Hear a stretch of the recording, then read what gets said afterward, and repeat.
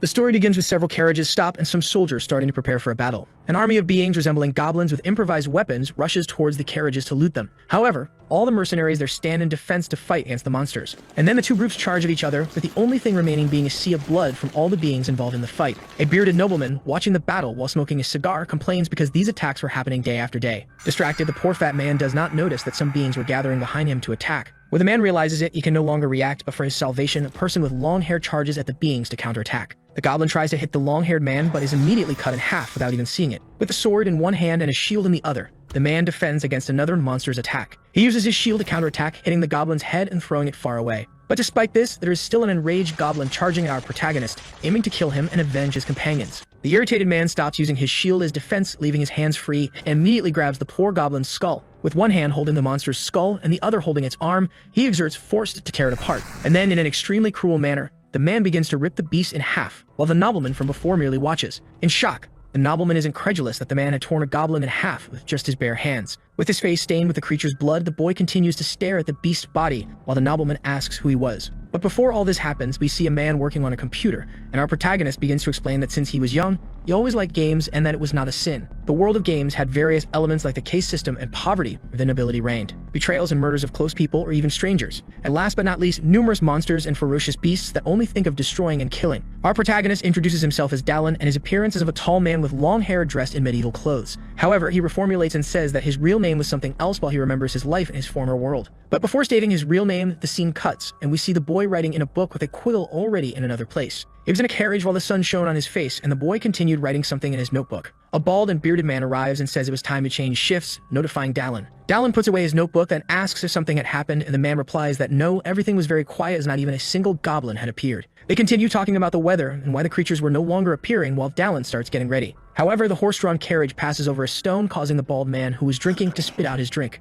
Dallin finishes preparing and wishes his friend a good rest, then leaves. The man wipes the liquid he had spit out and the one in his mouth, only wishing Dallin good work. As the boy leaves the carriage, he is greeted with good morning by several people around. We see that the carriages from before are arriving at a huge city, and Dallin begins to explain that 2 years ago, he started the tutorial of this game. He informs that the starting point of this game is known as the Bastion of Humanity and was called the Labyrinth City Pagan. Looking at the huge castle and all the structures, the boy says that it was on a completely different level from what he saw through his computer screen. Walking towards the gates, the boy adds that it was a huge city with many people and also the only safe way to go to the underground labyrinth. Dallin says there is no other path but this one that allows avoiding the monsters appearing in the labyrinth, which holds numerous treasures buried inside. Concluding that moreover, at the lowest part of the labyrinth, there is an object called the Stone of Wish that grants a wish. He thinks that honestly this was probably the only way to return to his land, and to confirm if the stone really existed, he would need to descend to the end of the labyrinth. However, catching his attention, an unknown person calls him by his name from behind. The said person was the same noble from last time, who, upon being greeted by Dallin, said the boy didn't need to be so formal. As Dallin approached, it was noticeable that our protagonist was much taller than the man, and Bolkma mentioned that they were companions and thus didn't need formality. Our protagonist assumed that the man wanted something, and the noble was surprised, saying Dallin had a keen perception,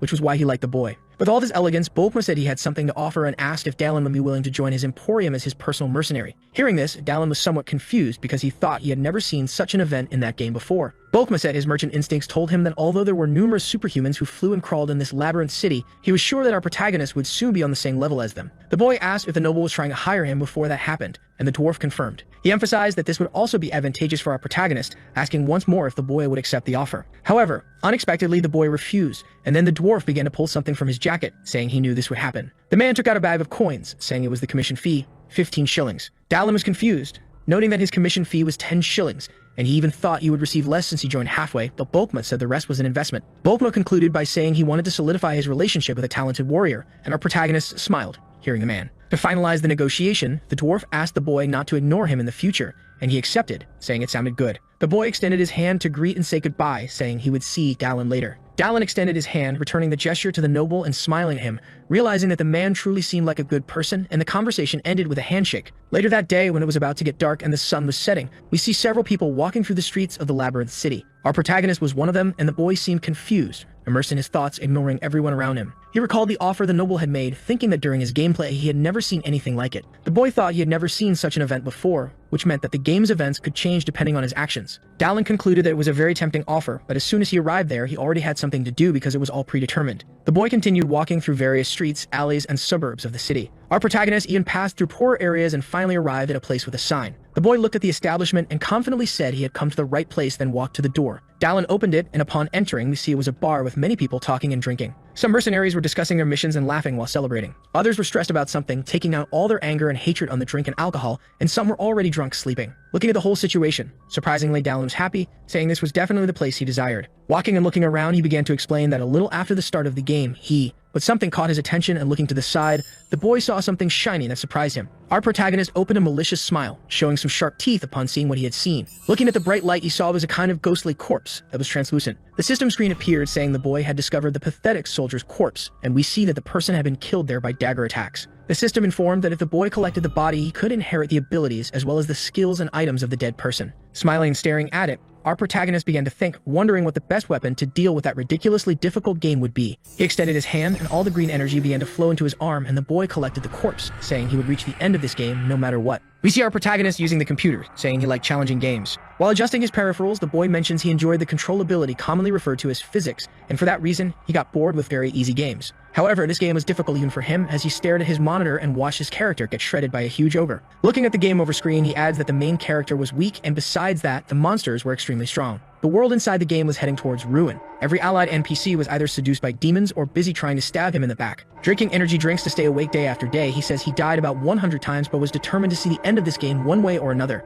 Then a system notification appears asking if the player would like to buy the selected items, giving the option of yes or no. Seeing this, our protagonist gets annoyed but says he would spend that money while wondering what kind of cursed game charges to reach the end. Then moving his mouse to the yes button and clicking, he adds that he would have uninstalled it if not for the amount of time he had invested in the game. But in his current life, the boy bangs a mug of meat against the table while sighing, saying he should have just uninstalled that game. Looking to the side, the boy stares at the translucent corpse on the floor while other people continue drinking in the bar. Still staring at the figure, the boy says that luckily he was sure other people couldn't see it. That was called downloaded content or hair, a feature where a new character could inherit the abilities of the main character who died in the last round. And for players who died hundreds of times, this opened up the possibility of infinite growth. Leaving some coins on the counter to pay for the drink he had consumed, the boy gets up saying there was just one flaw in that system. It was that you had to personally go to the place where a body died and collect the corpse yourself. As he stands up and faces the corpse, still hesitant and somewhat incredulous about everything that was suddenly happening in his life, the boy extends his hand. He uses the ability to collect the corpse, and then all the green aura that was around begins to move towards Dallin. Dallin starts being surrounded by all the green aura while observing all that happening to him. Absorbing the aura that surrounded him, his strength, proficiency, and everything he was entitled to begin to increase. However, something he didn't expect appears, and the boy gets a little confused looking in one direction. The system notifies him that he had discovered a skill called Dehaemon's Armed Combat and then informs what that skill did. Looking at his hand that had a purple energy ball, the boy closes it using this skill and wonders how that character had this ability. But ignoring this fact, the boy smiles, saying it was all great while thinking about the possibilities that would give him. The man says his business there was over and so he would leave, but a person sitting at one of the tables turns their attention to Dallin. Next to his henchman and the crime boss, says he had never seen Dallin's face and that the boy seemed like a mercenary, so he asks what brought the boy there. The man asks Dallin if he knew the business ethics of that place, and the boy asks what he was talking about. Still a little drunk, the bandit says that the business ethics were a money fee that Dallin should transfer to him and Maroon, the manager of that inn. Maroon continues saying that as long as the man was there, he could eat and drink safely, and hearing that, Dallin interprets it as a threat. Our protagonist, hearing what the mercenary was saying, looks at a dagger in the same pocket and recognizes it. Remembering the corpse he had just absorbed, the boy recalls that this was the bastard who had killed him before. However, to the bandit's misfortune, Dallin says that unfortunately he had no money to give, and the man gets irritated asking if the boy really had nothing. Maroon imposingly goes up close to our protagonist, staring at him with a murderous aura. His henchman next to him, a muscular bald man, tries to go after the man, but Maroon stops him, saying that it was all right and he would let Dallin go. The bandit questions Dallin if the boy had paid for the alcohol, and the boy confirms. Trying to act a good guy, the boy says the boy should go his way and he would make an exception and let the boy go. Dallin calmly turns to open the door, not noticing that behind him, Maroon has an extremely psychotic aura. The bandit begins to draw his dagger and with a threatening aura charges at our protagonist. The boy seemed unaware of what was coming, only looking ahead as he was about to open the door. However, turning with an even more frightening aura, Dallin says he already knew about it and counterattacks the man. Outside the bar, people are going about their lives normally as they walk the streets that night. When everyone least expects it, the bar door opens and Maroon comes flying out from our protagonist's strike, ripping the door off and being thrown far away. The bandit, upon being thrown, hits his head and back against the wall on the other side of the street, falling to the ground and becoming dazed. Dallin, while cracking his neck, says he wouldn't fall for that failed tactic twice and curses the bandit. Still somewhat dazed and irritated, Maroon orders all the bandits inside the establishment to attack, and thus several armed people surround Dallin. The bandits, seeing the size of our protagonist, question whether he was really a normal person, and if he had come from somewhere up north. The boy feels somewhat embarrassed, just scratching his face and looking around at all his pursuers. However, showing a darker side, the boy smiles, thinking there was a new skill, and that this was a great time to test it. Without any fear, the boy drops his sword and shield on the ground, cracking his knuckles and intending to fight with bare fists. In a haughty and mocking manner, he makes a signal indicating that all the bandits could attack him, provoking them. Seeing the man's attitude, everyone charges at the boy, stating he was arrogant, and then advances against him. One of the bandits wielding a small blade leaps at our protagonist, saying the boy should die. But Dallin was merely concentrating a purple aura in his hand, waiting for the bandit to come into the lion's den. Then, when the man was about to hit him, he opens his fist one last time, closing it immediately afterward and striking the bandit's stomach. With a strong impact, the man is instantly repelled, being thrown meters away, already unconscious and probably dead. Seeing that, the other bandits, even finding it frightening, immediately charge at Dallin, and two of them have two blades ready to kill the boy. A bald man tries to attack with a sword, but the boy quickly dodges and then counterattacks, throwing the man away. The other bandit manages to land his attack with a wooden club, but realizes the club broke without leaving a scratch on his opponent. The bandana-wearing man, seeing it had no effect, wonders how a human's body could be as hard as iron while becoming worried. Dallin takes advantage of this distraction and also strikes the man with the back of his fist in the belly, knocking him out immediately. Seeing the bandits charging at him, our protagonist does only one thing. He smiles wickedly because he knew he could win. Maroon, who was completely beaten on the other side of the street, gets irritated, saying he pays the bandits to obey, so they should finish that guy immediately. Even hesitating upon hearing their boss's order, a blonde man immediately attacks Dallin from behind, trying to stab the boy with a blade. However, before he could see it, Dallin immediately spins his body, hitting his opponent's chin squarely with his heel. And while his partner fell to the ground, another bandit charges to attack the boy with a dagger. However, this time Dallin manages to defend himself just in time, creating a dust cloud that makes it impossible to see anything for a few seconds. When the dust settles, we can see that Dallin managed to catch the man's dagger with his own hands, injuring his fist in the process. Immediately, while preventing his attacker's movement, the boy retorts with a full punch to the guy's face, who wondered how he had caught the dagger with his hand. Upon receiving the impact of the blow, the man also goes rolling backward, meters away, already unconscious. Dallin seems unhappy, complaining that it was crap, also wiping the dust off his chest. Looking at the bodies of the defeated bandits around him, he explains he was only trying to grab the man's wrist. That must have happened because the skill proficiency was low. Seeing his stats, Dallin realizes his skill, Dehaemon's armed combat, had only increased by 1% proficiency, saying the game was damn hard. Looking back, a bald person appears, asking the boy what he had done, catching his attention. The bartender accuses Dallin, stating that the boy was beating people up in broad daylight, and that even if he was a mercenary, it was not allowed.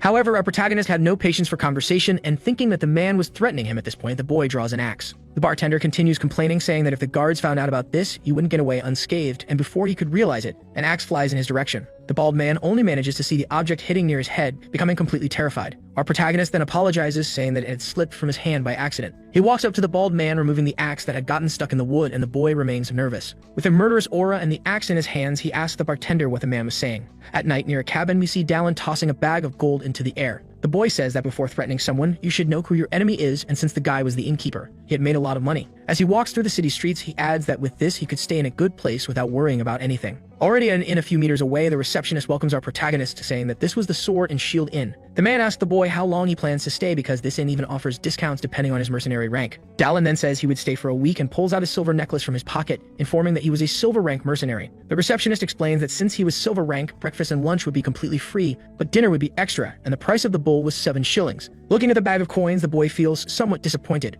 thinking that it was still expensive. However, with few options, he leaves the coins on the counter and then heads to his room, number 412. Upon arriving there, the boy removes all of his armor and weapons, placing them on his bed. The boy goes to the window to look at the moon in the sky and says that this was the true beginning because the most important thing before completing the game was survival. Dallin continues immersed in his thoughts, thinking that to prevent this world from collapsing, he would have to become stronger, and for that, he would need money and experience. But unfortunately, with his current equipment and skills, that would be practically impossible. He needed money to buy good equipment, and had to level up to use the hair skill. Thanks to his countless rounds, the corpses of his characters are scattered throughout the entire continent, and this would allow him to evolve exponentially. Clenching his fist, determined with his desire, the boy concludes that if he collected all the corpses, he could become extremely stronger than before. While imagining the creatures in that world, he notes that time was short, and he would have to prepare as quickly as possible. Thinking more deeply, the boy tries to find a special mission where he can earn money and collect corpses, simultaneously exploring the country. The boy finishes by saying that for this, he would have to meet the owner of the nest the next day. In another place, you can see the establishment with a logo of a raven. Inside this place, everything is illuminated by a purple light, while on a table there are various equipment, books, and magical potions. A beautiful girl rests part of her face on her hand while she says the name Dallin. Reading some papers, we see that the girl was sitting in a chair near a table, reading a specific paper with information about our protagonist. The next day, the sun finally rises, shining on the whole hotel and other apartments in the labyrinth city. The man in charge of the hotel reception wishes our protagonist a safe journey, and the boy quickly leaves the place. Looking around and still a bit confused, the boy asks himself if he should go now or wait for a more appropriate moment. He starts walking through the streets and suburbs of the city, heading to the location he wanted to visit. After some walking, he finally sees the Raven logo and says it looks like he has arrived. Looking at the establishment, everything was completely run down, even overtaken by vines that were growing, and Dallin remarks that it was very neglected. Entering without asking anyone, the boy asks if there was anyone there, and it's possible to see that it looked like a bar illuminated by a purple magic crystal. Searching the establishment, Dallin notes that the door was open, but the owner of the nest didn't seem to be there. Something catches his attention and he diverts his gaze to a door, saying it might be an uninvited guest. Behind the door, the same girl from the previous day was hiding the crossbow, and when the boy notices this, he says he has to clear up the misunderstanding. The boy goes to the door he entered and knocks with a secret code that only he and a few specific people knew. Hearing this, the girl remains silent for a while, then sighs and realizes what it is.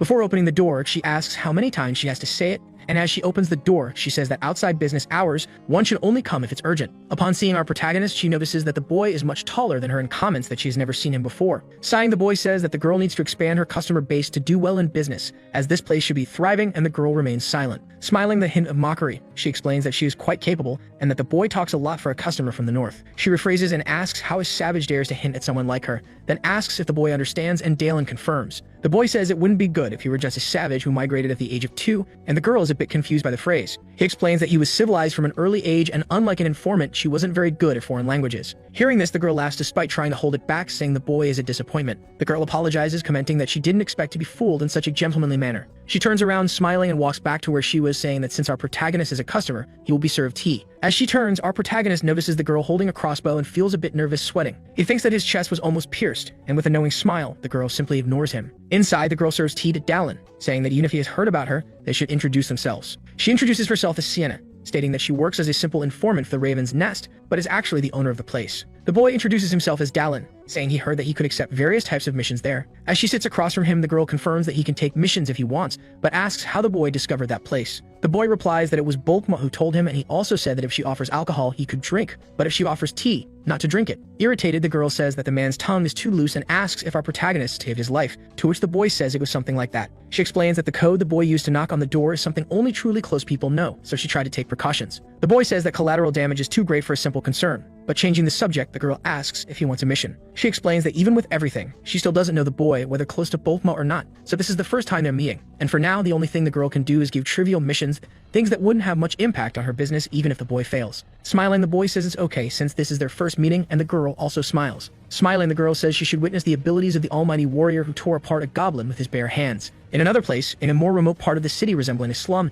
Dallin is seen reading some information on a flyer he received. He says that the girl is like a fox and that "I don't know you yet" talk was all lies. From the moment he arrived in the city, the girl already had information on who he was before he even thought of going there. After some walking, the boy steps into a part of the city's sewer and notices something. That was the lower street in the Bronze Territory's outskirts, and realizing he was in the right place, the boy starts to analyze. It seems there was an incident of missing people on that street, and that's why he received the mission to go there. Apparently, several disappearance cases have been occurring over an entire month in the same place, the entrance to Low Street. The boy begins to enter and search the area, while it is also explained that these incidents happen every 3 to 5 days. Recently, however, a young man disappeared, so the criminal seems to be getting bolder. Our protagonist then enters the sewer. Looking around, Dallin comments that it was written that the last disappearance happened there, and so the boy begins to investigate. Something catches his attention, and looking ahead, he sees the shadow of a monster talking about its stomach. The creature resembled a human, but was walking on all fours and acting like an animal. Dallin then draws his shield and sword, preparing for combat, but something catches his attention when he sees the monster. He realizes that this humanoid creature, which resembled a rat, was the bastard that had devoured one of his bodies. The system notifies that Dallin had discovered the body of the hunter who was devoured as a form of test. The system also hints that our protagonist could inherit the bodies that were eaten or absorbed by someone by defeating the target that consumed it. Dallin faces the beast and notices that the monster has various veins on its back and a monstrous appearance.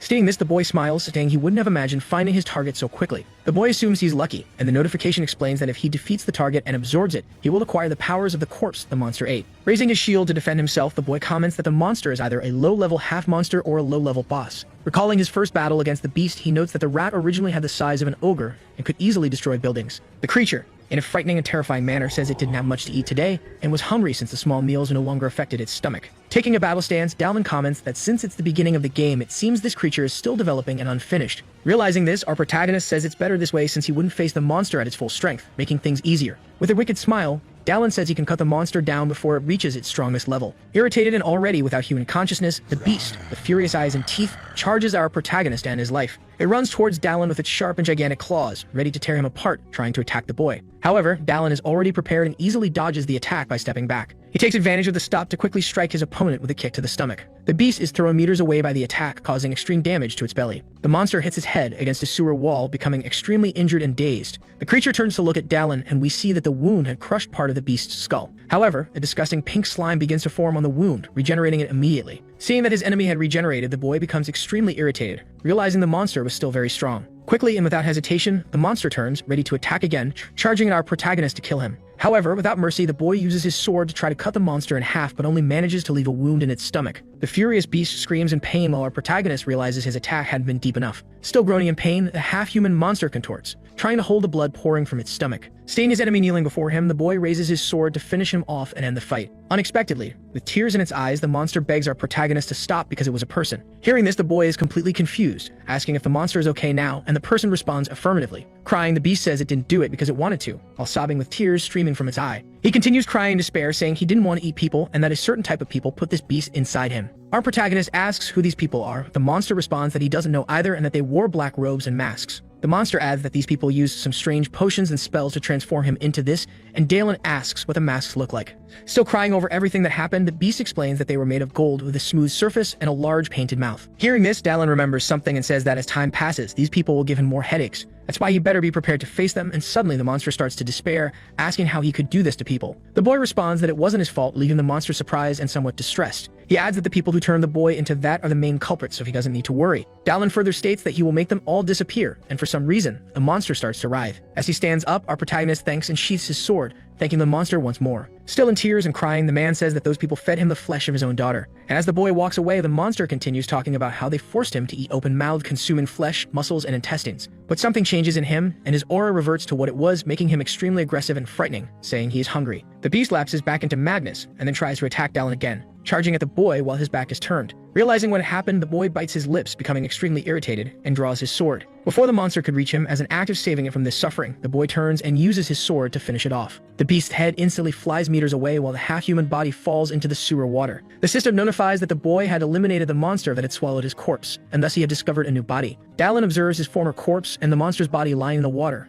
cursing the world while the system asks if he wants to absorb it. We return to the Raven's nest when it was already late afternoon and the sun was starting to set. Inside, we see the beautiful girl asking our protagonist if he had returned to the inn. The boy enters the place with an irritated and downcast expression, so the girl asks if he wants a drink. Without much conversation, Dalen throws a bag that was in his hands on the table, stating that he had captured the man they were looking for. The woman opens the bag and, seeing what was inside, has a disgusted look but says nothing. Seeing this, she realizes that tearing a goblin apart wasn't a lie and says she now has no doubt that Bulpa's words were serious after all. Santa takes a bag of coins from behind the counter and says that anyway, he did a good job and thus pays the 15 shillings. With a somewhat embarrassed face, the girl says the boy completed the job faster than she expected, but that doesn't mean he'll get more. Still saddened by the situation he saw, the boy says that amount was more than enough for a single trip. He also pulls out another bag from his pockets and places it on the counter, leaving Sienna intrigued and questioning what it was. With a cold expression, he explains that what's in the bag are the belongings of the murdered victims, leaving the girl confused and somewhat scared. Looking at it, the girl questions what she should do since he was handing it to her, and Dalen explains that he wanted her to give it to their families. Dalen offers to pay, but the girl says she is not an informant who extorts money using some excuse, and the boy could keep the money she would make. Smiling more relieved as if a weight had been lifted off his shoulders for the girl's kind act,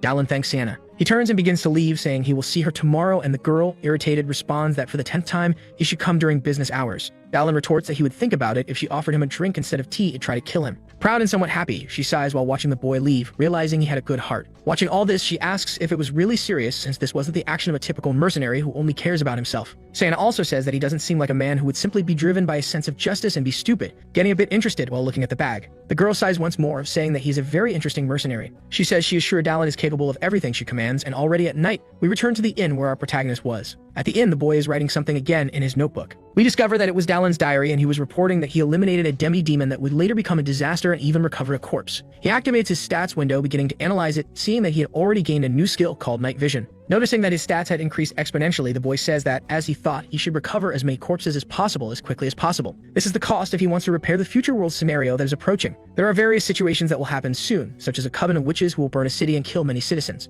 There's also the mystery of the cultists who are trying to do something and are hiding while conducting experiments and manipulating people. An army of vampires is invading the empire, wanting to bring it to ruin and destroy it completely. And finally, the evil god, the worst being that exists, and the enemy of everything in that world. He remembers the monster talking about the masks of the people who did that to him. Dalen closes his diary with a bang, extremely irritated with the situation, standing up and saying he will do what he can for now. The secret cult society of Palacin, if left alone, will eventually become a presence that cannot be ignored. But before that happens, he opens a wicked smile and adds that he will dismantle them member by member and defeat them. The next morning, we see the Raven's Tavern, where our protagonist picks up his missions. Inside, a bartender is cleaning some glass cups when something behind him catches his attention. Dalen arrives and sits on a small chair in front of the counter, asking the bartender for a glass of whiskey. The man quickly nods and rings a bell near him, then hands our protagonist the drink, which he quickly consumes. However, surprising the boy, Sienna appears, asking how long he will ignore the instructions to come only during business hours. Dallin responds that if there's a customer and a bartender, it's business hours, and the girl says the boy is talking too much. Our protagonist asks the woman who he has to kill that day, but she replies that the boy isn't going to kill anyone. Sienna points to her office and says he needs to go in now because they need to talk about something. The boy is a bit hesitant, not understanding what the woman meant by talk. She turns and starts entering her office, saying that a specific job has come for a certain person. The girl calls him the low-path hunter and then enters her office, laughing. Inside the office, Dallin asks who this low-path hunter is and what the girl wanted to say about it. Sienna, while serving tea, asks if the boy didn't know that was his new nickname. Because he was running through the low paths and alleys, catching wanted people, that nickname was given to him. Sienna adds that it's no wonder he earned that nickname while Dallin remembers the missions he's been doing these days. The woman also says that he spent almost every day of the last week doing the work that others avoid because it's dirty and dangerous. Dallin retorts, saying that there must be many other bounty hunters there besides him, but the girl replies that he was standing out. Changing the subject, the man asks about the job he received, and the woman turns, going to the wall and picking up some papers. With papers in her hands, she shakes them, smiling, saying that it's his present. Reading, he looks somewhat surprised and says the phrase magic tower, confused by what he's reading. Sienna confirms his suspicions, stating that the magic tower of El Gaia's in the fine silver zone had hired him. The woman clarifies that she's not speaking for all of El Gaia's but for a specific, highly important mage. Dallin becomes even more confused, saying he's only been active for a week. So how did the magic tower know his name? The girl replies that one of her clients with high connections must have recommended him. Sienna says that to get the attention of the magic tower's scouts, Dallin must have had an encounter with someone of high rank, asking if the boy met someone of high rank. However, Sienna snaps her fingers, saying that someone comes to mind when she thinks of that. The silent commander of the Bronze Guards company, and hearing that, Dallin agrees, saying that's a good guess. Sienna adds that this man has connections with the magic tower, and he is someone she would also want as an ally if she could. Dallin takes the tea to drink as well, asking for the details of the job. Already in the evening, Dallin is looking at something while being illuminated by the moonlight. The request was related to the missing disciple of the elderly mage, the only disciple of that ancient mage from the magic tower of El Gaia's, who disappeared in the city's sewers. As he walks through the city streets, he says the reward would be a florin if he found any trace of him, and double that if he brought the boy back. Smiling, he adds that mages treat their direct disciples like their own children, and if everything went well, the magic tower might owe him a favor. And so he was sure the tower would pay when the time came, and as he walks, the boy mentions that Sienna had promised a qualified guide to assist him. Then a figure surprises our protagonist, asking if he was Dallin, the low-path hunter. We see that the guide is a girl, and with a smile on her face, she says hello, stating that she would guide the boy through the sewers for this job, and her name was Penny the Sewer Cleaner. Upon seeing the guide, our protagonist is completely incredulous, noting that the person looked like a child. Down in the sewers, lighting the place with a torch, Dallin asks if the sewers are the foundations of this great city, and the girl responds that they are and that she takes care of everything. Our protagonist notes that the girl seemed very attached to her job, and proudly, Penny confirms that she is. Dallin tells Penny that she might encounter demons or criminals and asks if she doesn't find it dangerous, to which the girl responds that she does, but it's worth it. Sweating, impressed with the young girl's personality, our protagonist notes that she is very positive and high-spirited. Dallin also asks how long the girl has been working there, and Penny replies that it has been about 3 years. As they walk, Dallin is impressed, noting that most people don't last more than a year in that job, so the girl is a veteran. For a moment, the girl stops and says they are close to the spot marked on the map. Hearing this, Dallin diverts his attention and, looking to his side, asks if a young mage disappeared there, and the girl confirms. Then it's possible to see a vast area in the sewers filled with sculptures and unknown corners. As our protagonist explores, he notes that the missing disciple is from the magic tower of El Gaia's, who are earth mages, so the underground sewers are advantageous for them in a fight. If he was a direct disciple of the ancient mage, the boy must be highly skilled, and for someone of his caliber to be kidnapped.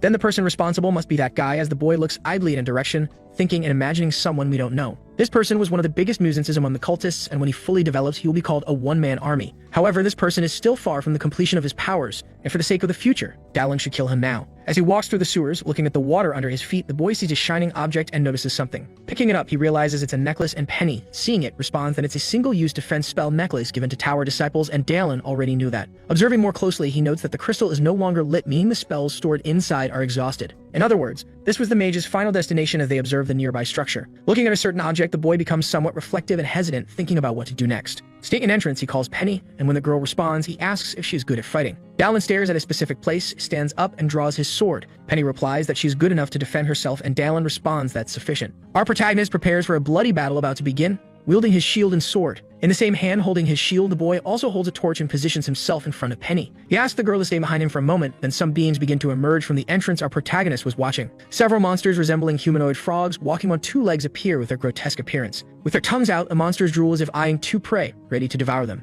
Seeing this, Dallin calls the creatures frogmen, noting that even though they are lower-level monsters, they have high intelligence, making them difficult to combat. Looking back, Dallin sees Penny wielding a knife in a combat stance and nodding, realizes he has nothing to worry about. However, immediately some frogs charge at our protagonist, protagonist, aiming to kill him once and for all and accomplish their goal. In reaction, right after seeing this, Dallin positions his sword for an attack. As soon as one of the monsters gets close to him and is about to attack, the boy swiftly cuts it in two before the monster can react. The other two creatures, which were behind the fallen beast, also move to attack, intending to use the moment when Dallin is distracted. However, with extreme ease and coldness in his eyes, the boy also cuts the two creatures in half, killing them instantly. Penny, however, is startled, making a face and staring at something in front of her, asking Dallin to look immediately. As Dallin pays attention ahead, he notices that one of the creatures is starting to come with a certain tool to attack. Not only that, but an army of frogmen is coming from the entrance, ready to kill Dallin and end his life. While wiping his face from the blood of one of the beasts, the boy starts to laugh, saying that maybe it's not an army, but a company there. Smiling wickedly, ready for battle, our protagonist adds that none of that matters. Preparing for battle again, this time he charges at the monsters, saying that nothing will matter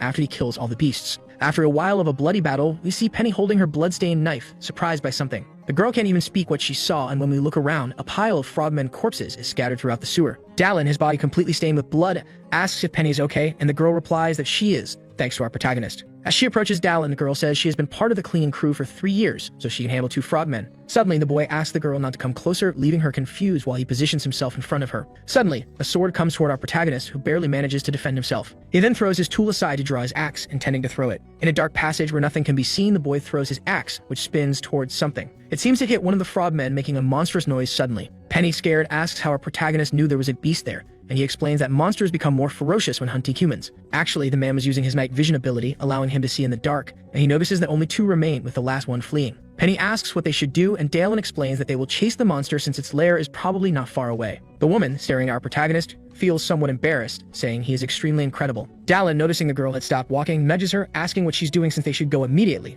and the girl agrees. After a long walk, they reach a hidden room with a throne. Penny, still a bit scared by the situation, leans a little on Dallin and nudges the boy, pointing out that someone is sitting on the throne they are seeing. On the throne sits a mage holding a staff imposingly, and Dallin notes that it's the first time he's seen the boy in person. The pagan mage expelled from the magic tower, Derek, sitting on his throne, asks who our protagonist is and if he is the one who touched his experimental sample. Dallin thinks that the pagan mage was one of the bosses who gave him an unforgettable death, and the boy confirms to Derek that he was the one who killed the rat man because he was taking a stroll.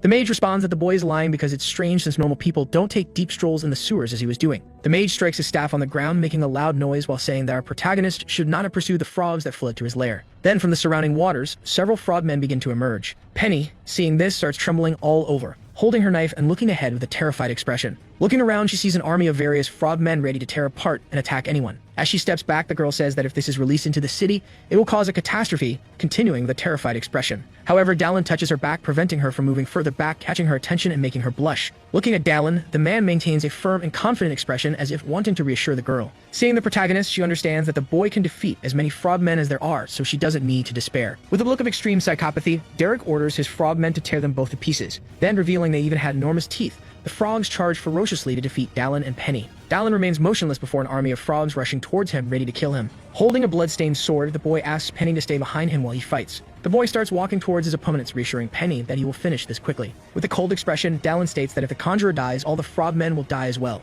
Observing hundreds of these creatures coming at him with only a shield and a sword in his hands, he says there is only one answer. Swinging his sword with fluid and rapid movements in one direction and another, the only thing visible is the splatter of the creature's blood. One of the frogmen, about to attack Dallin, only sees his arm being cut off, groaning in pain before he can react. Still with a cold and frightening expression, our protagonist begins to shred several frogs while saying he would kill everyone in the way to get to the summoner. With just one step for momentum, the boy leaps forward, passing and eliminating several frogs without giving them a chance to react. After dashing forward, one of the frogs comes at him, opening its mouth and revealing immense sharp pointed teeth, ready to devour our protagonist. However, quickly, with a look of disgust at the sight, the boy splits the frog's jaw in 2, preventing it from attacking him. As he lands on the ground, several frogs surround the boy from all directions, not allowing him to escape. With just one hand, he prepares himself, clenching his fist, and quickly punches 2 of the frogs, eliminating them. He notices one of the frogs trying to attack him from behind and swiftly reacts, cutting it in 2 before the frog can see. The battle continues with several creatures attempting to attack our protagonist from all directions to compensate for their lack of strength and skill. But with all of Dallin's swordsmanship skills, he can easily kill most of them,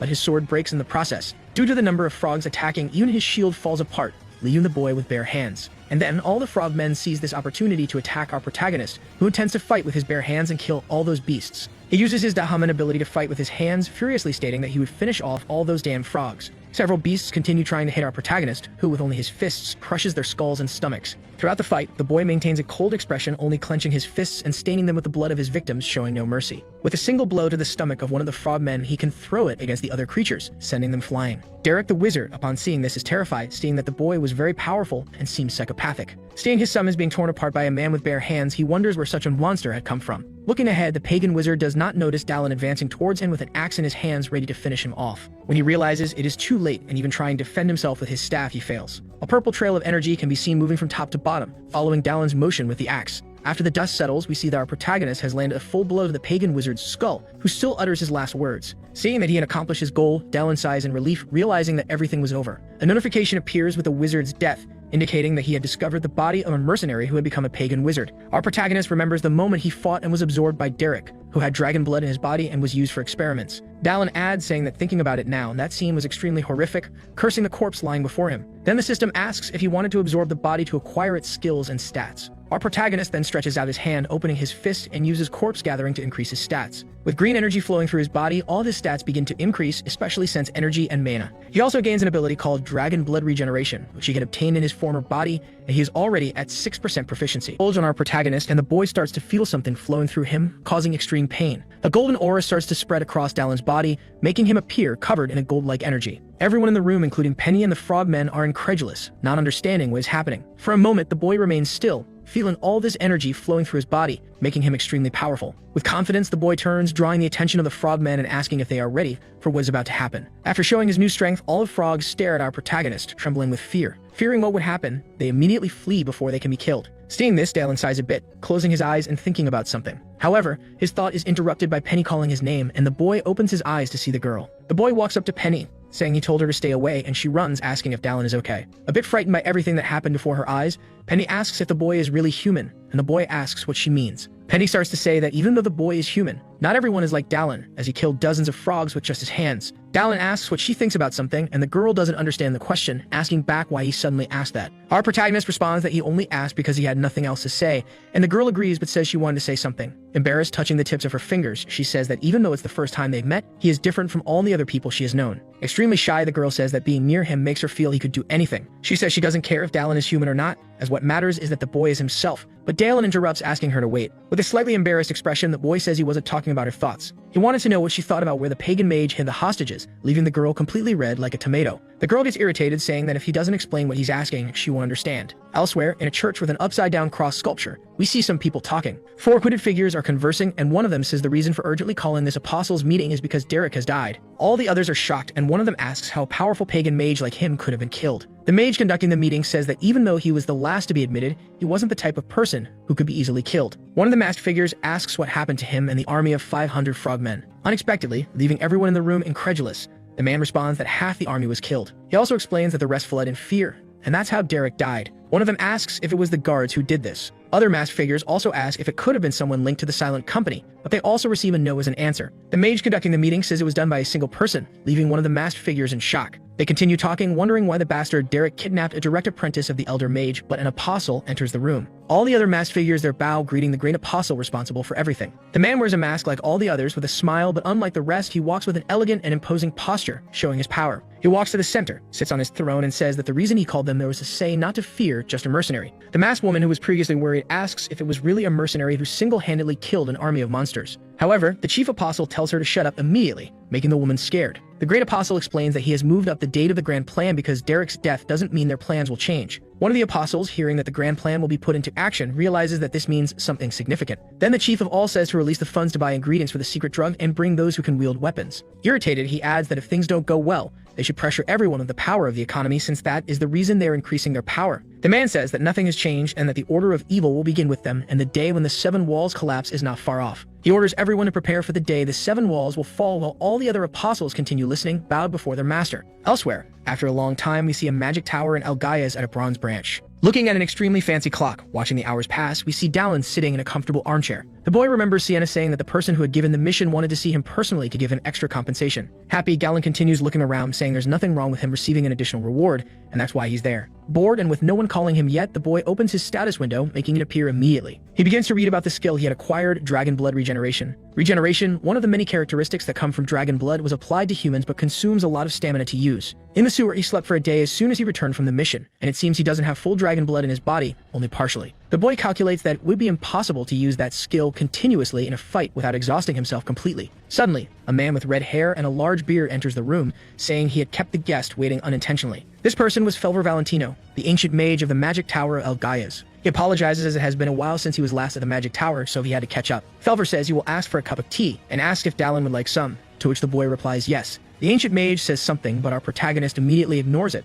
starting to smell something he hadn't smelled in years. He smells coffee, and upon looking at the cup, he realizes it's really what he was hoping for, becoming completely happy to see it. The boy starts drinking it immediately, loving it, and then the noble elder says that based on the boy's appearance, he didn't expect him to like tea. While drinking, Felver, the elder, comments that if it's okay with a mercenary, he will send a bag of beans to the raven's nest, and the boy agrees, thanking him. The man apologizes for the inconvenience and introduces himself as an elder mage of the magic tower of El Gaias, as well as a grandmaster of the arts. He's also Tommy's teacher, the person Dallin saved, so the boy recalls the moment he saved the boy, asking Felver if he is well. Felver thanks Dallin and mentions that Tommy is only well because of him. Our protagonist asks if he knew why the pagan mage went down there. The ancient mage explains that the villain coincidentally found his apprentice and followed his tracks. Looking at his reflection, Felver says that his apprentice didn't know that Derek's strategy was to reach him. Again, the great elder thanks him for defeating the army of frog men alone and says he couldn't believe Dallin was just a silver-rank mercenary. Dallin replies that he shouldn't judge people just by an identification plate, and the mage agrees as everyone has their own story. The man throws a bag full of coins on the table, saying that is the reward, and it contains 100 silver coins equivalent to 1 gold coin. With a confident face, the mage adds that he will also reward him with something extra, picking something up. He places a beautifully crafted bag on the table, saying that is the present. The mage explains that inside it is a regeneration potion, and he thought that since our protagonist is a sword-wielding warrior, it would be useful. But the mage adds that he thinks Dallin won't need it anymore since he has dragon blood inside him, making our protagonist startled. Seeing Dallin's reaction, the mage quickly asks the boy to calm down as he's not there to threaten him, but to make an offer. Irritated and almost ready to attack, the boy tries to calm down, asking what the mage's offer is. Felver, with a completely different face and posture, offers our protagonist the chance to choose a different reward. At sunset, after a long conversation, we see Dallin leaving the place. He remembers Felver saying that the boy chose the right thing, so Dallin says that it's probably better than the potion. As he leaves, our protagonist remarks that he never imagined that the mage was so skilled that he could even recognize dragon blood in his body. Our protagonist also recalls the moment he finished fighting the mage and saw his axe shattered. Dallin feels somewhat sad as it was his last tool since his sword and shield were also destroyed. Penny notes that he can't do anything more with those and says Dallin needs to buy new ones, catching the girl's attention. A bit embarrassed, the girl says her uncle is a blacksmith and asks if Dallin wants to visit him because since the boy is special, she will ask her uncle to give him a good discount. In the present moment, the boy sighs, saying that if he's going to get a good discount, he should go there since he has no other option. Far away, we see the Forge Street in the Bronze Territory, with many people walking around. As he walks and looks around, Dallin says he thinks the girl gave him that location, but he isn't sure. However, he hears someone shouting for help, and when he looks in that direction, he is confronted with an unbelievable sight. He sees someone being thrown out of the forge Penny had told him about, hands tied behind their back. Inside the forge, a blonde man had thrown the person out after kicking him, saying the old man was screwing everything up. The blacksmith begs them to leave his niece Penny alone and curses the bastards. Seeing the situation, Dallin realizes what's happening and notices that the man is the girl's uncle. The man who was assaulting the blacksmith leaves the forge, saying that the man should have repaid the interest on time. The blonde thug says that if the blacksmith doesn't have money, he could use his niece to pay the debt, causing Penny to despair. Trying to get up, a bit hurt from the fall, the blacksmith tells the thug that if he continues saying those things, he will make him pay with his mouth. Our protagonist watches the fight from afar, observing the entire situation and realizing something. The blacksmith Penny mentioned is named Leveron Araquin, a well-known mithril refiner. Our protagonist explains that by the second half of the game, this blacksmith develops exponentially and creates the greatest weapons for humanity. He is a very important NPC blacksmith, necessary for the strategy in the second half of the game. Returning to the present moment, the blonde man draws a sharp knife and says the man could pay with one of his hands. However, someone firmly grasps his wrist, and the man gets irritated, asking who is doing that. Our protagonist snatches the sword from the thug's hand, saying that if an old man's hand costs a gold coin, how much would a young man's hand cost? The last thing we hear is the thug's scream echoing through the city, and some time passes. We see a mug of beer on a table, and the blacksmith thanks our protagonist for saving him and his niece. The man says he had heard about the boy because his niece had mentioned him and asked our protagonist, who is drinking, if he needs a new weapon. Unfortunately, the blacksmith explains that he cannot make a suitable weapon for the boy now because, as he saw earlier, he has a debt with the shop. Wiping the drink from the corner of his mouth, the boy asks what the man's debt has to do with making weapons. The blacksmith gets irritated, slamming his hands on the table, saying that people confiscated all of his tools as interest. And with this debt, a shop told him that if he worked for them for 5 years, the debt would be paid off. However, for a neighborhood blacksmith like him, the moment he closed the shop, it would end, and when the debt was paid off, the only future left for him would be to work in someone else's forge. Our protagonist assumes the man tried to maintain his position, and in the end, the thugs came to threaten him. The blacksmith ignores what our protagonist says, only mentioning that he hates those bastards from Telia, which catches the boy's attention. The blacksmith then, with his hand on his face, says that if Dallin came with that purpose, he could forget it. But unexpectedly, he's interrupted, and our protagonist asks how much the man owes, making him incredulous. Confident, Dallin says he will pay the debt for him while smiling happily. The boy begins to leave the place, but the blacksmith tries to stop him, saying the amount is too high for one person to pay alone. As he leaves, Dallin just waves goodbye, saying there is a way for everything in this world and he doesn't need to worry, but in return, he wants the blacksmith to make some weapons. As he leaves, our protagonist picks up an axe from the forge to complete his mission. Looking back confidently, believing in his abilities, he tells the blacksmith to consider it a deposit. Finally, before leaving, the boy thanks him for the beer, and the only thing the dwarf does is watch the man leave. The blacksmith turns to his niece, asking who that man was, and the girl remains silent. Embarrassed, she says they first need to consider whether he was human or not, but in short, he was an incredible person. At night elsewhere, we see several carriages with various supplies of food and drinks arriving. Someone speaks to Bulkma, who is carrying a log, asking the boy what he is trying to say. Our protagonist asks Bulkma if he could lend him some money, around a handful of gold coins.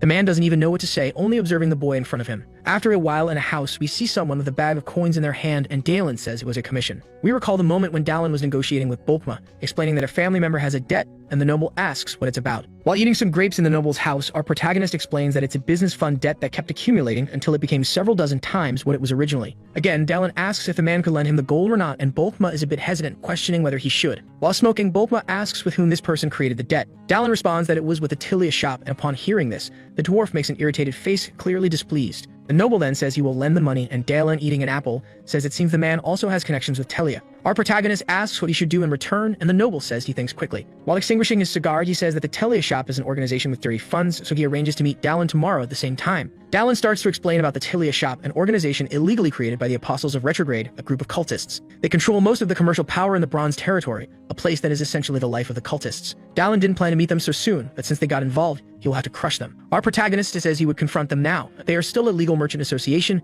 meaning fighting them openly is very risky. First, he needed to get Leveron out of their clutches, and something comes to mind, making the boy a bit shocked. The boy, looking ahead, notices something he doesn't want to see as he looks at Leveron and Penny's forge. Irritated, the boy realizes it's in front of the blacksmith's shop, meaning the Telia bastards have started moving. Quickly, to protect his allies, the boy begins to run towards the forge without stopping. He sees a group of people armed with knives and clubs in front of the forge, ready to kill Penny and her uncle. One of the men tells the old man to follow them obediently, as they're not doing this, just need a few coins. With a hammer in his hand, he says he won't go, cursing all the henchmen and saying he will kill them. The man starts mocking the blacksmith, saying he's very afraid of a hammer, but the truth is he's just taunting him. With an army behind him, the leader of the group of thugs says that even if the old man can defend himself for a moment, he wouldn't be able to fight them all. The old man, no longer in his prime physical condition, starts trembling in fear, knowing he can't face them all. The thug leader then finally gives the order everyone was waiting for to attack the old man and Penny, calling her a bitch in the process. However, before he can react, an axe comes flying towards him. Immediately, the axe goes straight through, cutting off the thug leader's hand, causing him to lift his bleeding fist and scream in pain. Another thug was about to warn that they were under attack, but immediately Dallin appears behind him, grabbing him by the neck and breaking it. The thugs look at the boy attacking, and Dallin says he has finally made up his mind. With one foot on the lifeless body, he says he will consider each hand of everyone there as a silver coin. Since the price for the hands had been set, he proceeded to get a few more. His armed combat scale had been activated. The first face struck by his fist was crushed like a stomped soda can. The next in line received a punch to the stomach to reflect on his conduct. The third one, even armed with a sword, couldn't defend himself. There was nothing those fools could do. Even so, those who hadn't been beaten yet tried to react somehow, but they had no success. Since they were numerous, one of them said not to be afraid because their attacker was unarmed. He heard this with a smile on his face because he didn't need to be armed to handle them. As soon as they arrived at the place, they were shocked by the scene. The street now had a grim decoration with unconscious bodies lying on the ground. A bystander crawled away in fear, saying they had been attacked by a monster. His neck was stepped on, preventing him from crawling further. With his foot so close to the man's head, he finished the job. The two who had arrived wanted to know who had taken down the fools. Without answering the question, he tossed them a sack containing 26 coins. But the man couldn't believe this young man had done all this for him. In response, he said there was nothing to lose by being friends with a blacksmith, as long as he made him some weapons as requested. Looking at the ground, he noticed something different about one of the bodies. So he took it in his hands because he knew the young man was pretending to be dead. He knew they hadn't done this just for a few coins and wanted to know what his superiors intended with all this. Even at a disadvantage, the young man said he wouldn't say anything to him. Since he gave the wrong answer, he got slapped back to reality. Without much patience, he told him this was his last chance, and he had better say what the fools said in the shop. He said to take all of them, so his inquisitor wanted to know who. Artisans, merchants, anyone related to the business. Take them or kill them. Now all that remained was to know who gave the order. Before he could answer, the boy's hand twisted in a bizarre way. He was transforming, but he said the order came from the owner of Tilia's shop. His face gave way to a lycanthropic smile. This made him more alert to what would happen next. Before the transformation was complete, he threw the boy to the ground. The longer time passed, the closer he was to fully transforming. Seeing an axe nearby on the ground, he grabbed it. Now that creature was just a body without a head. The blacksmith didn't know what it was, but he heard from the man that it was a half-monster. Apparently, he could now use semi-monster transformations in real life, a faster development than he had expected. As he was leaving, he told them to go inside, lock the doors, and stay there for a few days, but the blacksmith wanted to know where he was going. In his memories, he knew Tilia's shop hid repugnant things. He was headed to Gallius Emporium because he thought they were targeting one of his wealthy clients. Once he was done there, he would return to get his armor and weapons. In a room, a large chandelier lit the space. He thought it must be a coincidence that even Dallin had gone to speak at Telia's shop. They had always been suspicious, but he had learned that lately, they were buying a lot of goods. It seemed they were preparing for something big, more than just business. That's when he remembered the man asking what he'd like him to do in this situation. But he would leave the details for when he showed up again. Having coffee as the first activity of the morning was certainly wonderful. It didn't take long for him to be startled by someone suddenly entering through the window. It was Dallin, who had arrived in an extravagant manner. He didn't know why Dallin had arrived so suddenly, but he had already ordered the man to duck. Through the window, arrows began flying in, breaking the few remaining intact. Startled, he wanted to know what this meant. Dallin sighed in relief, saying that if he had been a little later, it would have been much worse. He would explain soon, but for now, the man had to hide under his bed. Reacting quickly, he threw the axe he was holding out the window. There was an archer hidden on one of the nearby rooftops. His face now became a place to hold an axe. As he left the room, he ordered the man not to leave until he returned. Dallin was quite happy because he would gain some experience now. The man heard what he said but understood absolutely nothing. He jumped out the window toward the nearest roof. Beside him was the small body of the archer who had tried to hide. In the axe holder was a white mask. He looked around to get a sense of his surroundings. There were several of these men with masks on their faces. They began to appear in numbers on the rooftops. This was their main military force,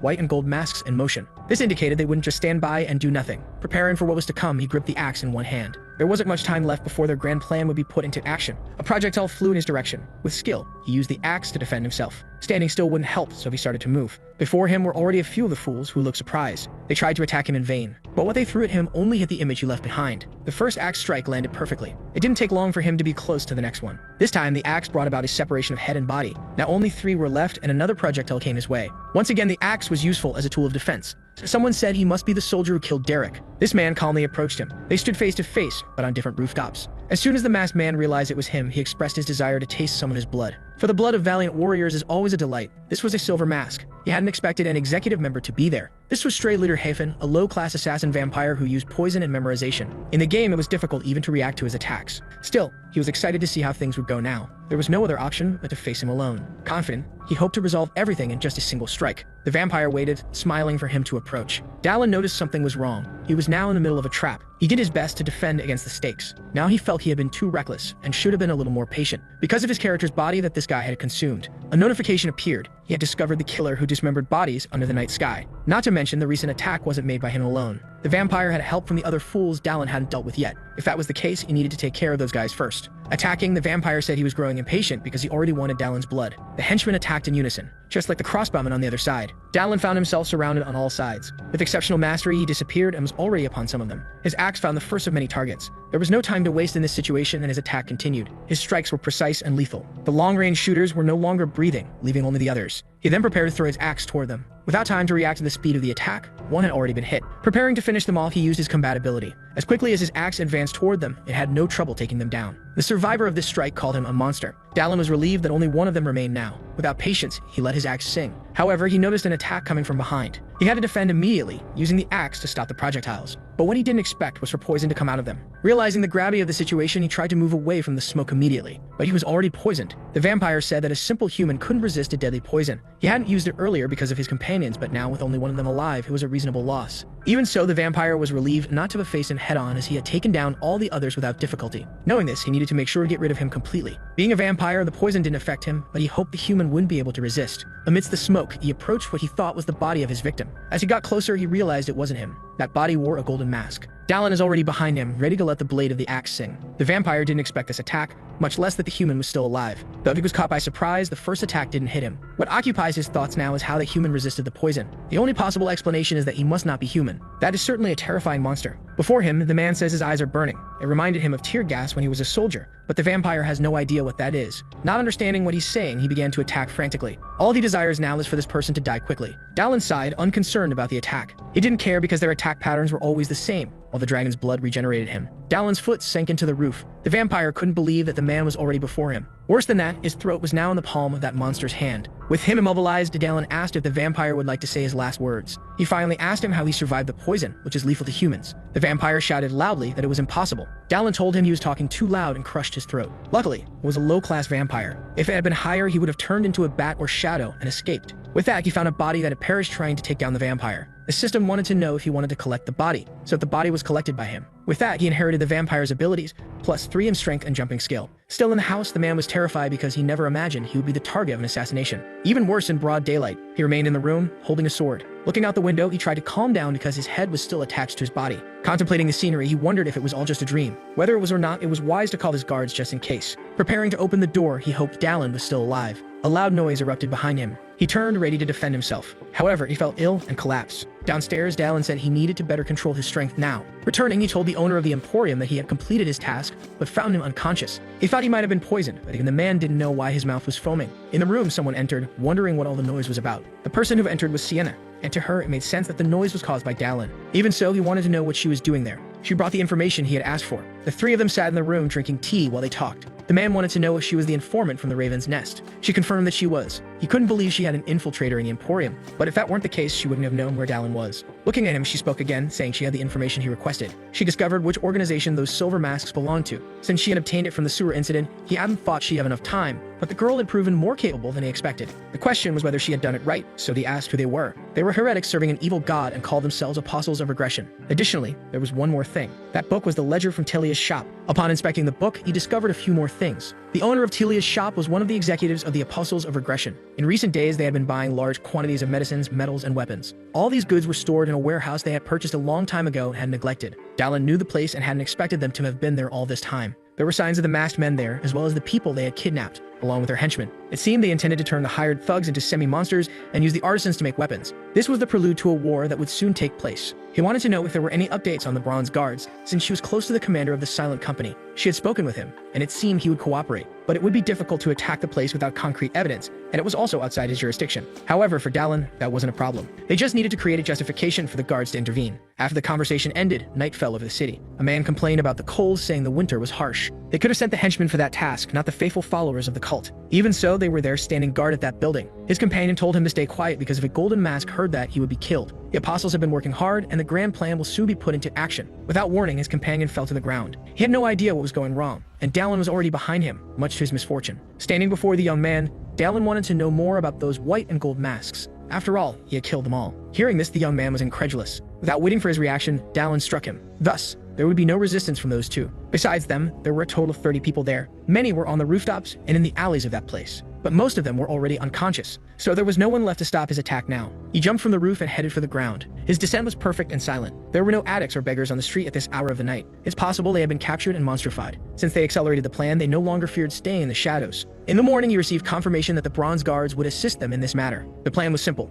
Invade the building, deal with the enemies, and start a fire. Once the fire began, the guards, who would coincidentally be nearby, would help extinguish it. With that, they would gain access to heretical evidence. In theory, it was a perfect plan. Only one thing bothered him at the moment. The building had 5 floors in total, and the owner of the tile shop must be inside. If an invasion occurred, he didn't know if that person would flee or stay in the place. Regardless of what happened, Dallin was prepared for what might come. After all, whenever possible, he had to step on them. He took a moment to catch his breath. The worst outcome of the plan would be losing the shop's intel. To avoid that, he would choose another method. With that, he began to move. Dallin ran with the speed of an Olympic sprinter who never took a doping test. His steps were powerful and firm. He prepared to jump using his newly acquired ability. Without apparent difficulty, he was almost at the top floor. In midair, he chose a spot to gain access to the building. His hand prepared a punch to make an entrance. The window shattered, and he was inside the building now. It had been some time since the last time. There were cells in the place, but no one was guarding them. This prison held captive the half-monsters. They tried to break free through the bars of their cells, but without success. Seeing all of this brought back unpleasant memories. A man said Dallin was making too much noise and that he and his apostles had witnessed the presence of God. However, it was the first time he doubted what his eyes were seeing. He wanted to know if Dallin had cast a spell. This was Achilles, the owner of the shop. Dallin said he didn't know much about spells, but as a rich man, Achilles could go to the doctor to get his eyes checked. The battle between the 2 began. At first, they both seemed evenly matched in skill level. Though Dallin was good, Achilles countered in equal measure. Their blades clashed and sparks flew from the impact. He knew Dallin was stronger than an ordinary man. It wasn't for nothing that the other apostles had perished in his hands. If someone told him Dallin was a giant, he would believe it. Dallin didn't seem pressured now and pushed him back with a single blow. Achilles caught his breath and remembered that the grand apostle had a reason to hasten his plan. Faced with this, he needed to get rid of the obstacle in front of him. So he began to chant a dark incantation. Dallin seemed to recognize the spell. A red aura formed, and it looked like he was awakening the half-monsters in the place. In the cells, the monsters were growing stronger, as if they were drinking some juice. It would take some time for the spell to take full effect. It was time for Dallin to act before things got worse. He threw his axe toward the masked man to distract him, but Achilles positioned his sword ready to defend himself. With one strike, he deflected the axe, sending it back into Dalin's hands. Without wasting time, Dalin leaped to attack him. Despite the strength of the blow, he was once again stopped by the sword. However, Achilles once again felt the disproportionate strength of this man. From below, Ani was on a collision course with the mask on his face.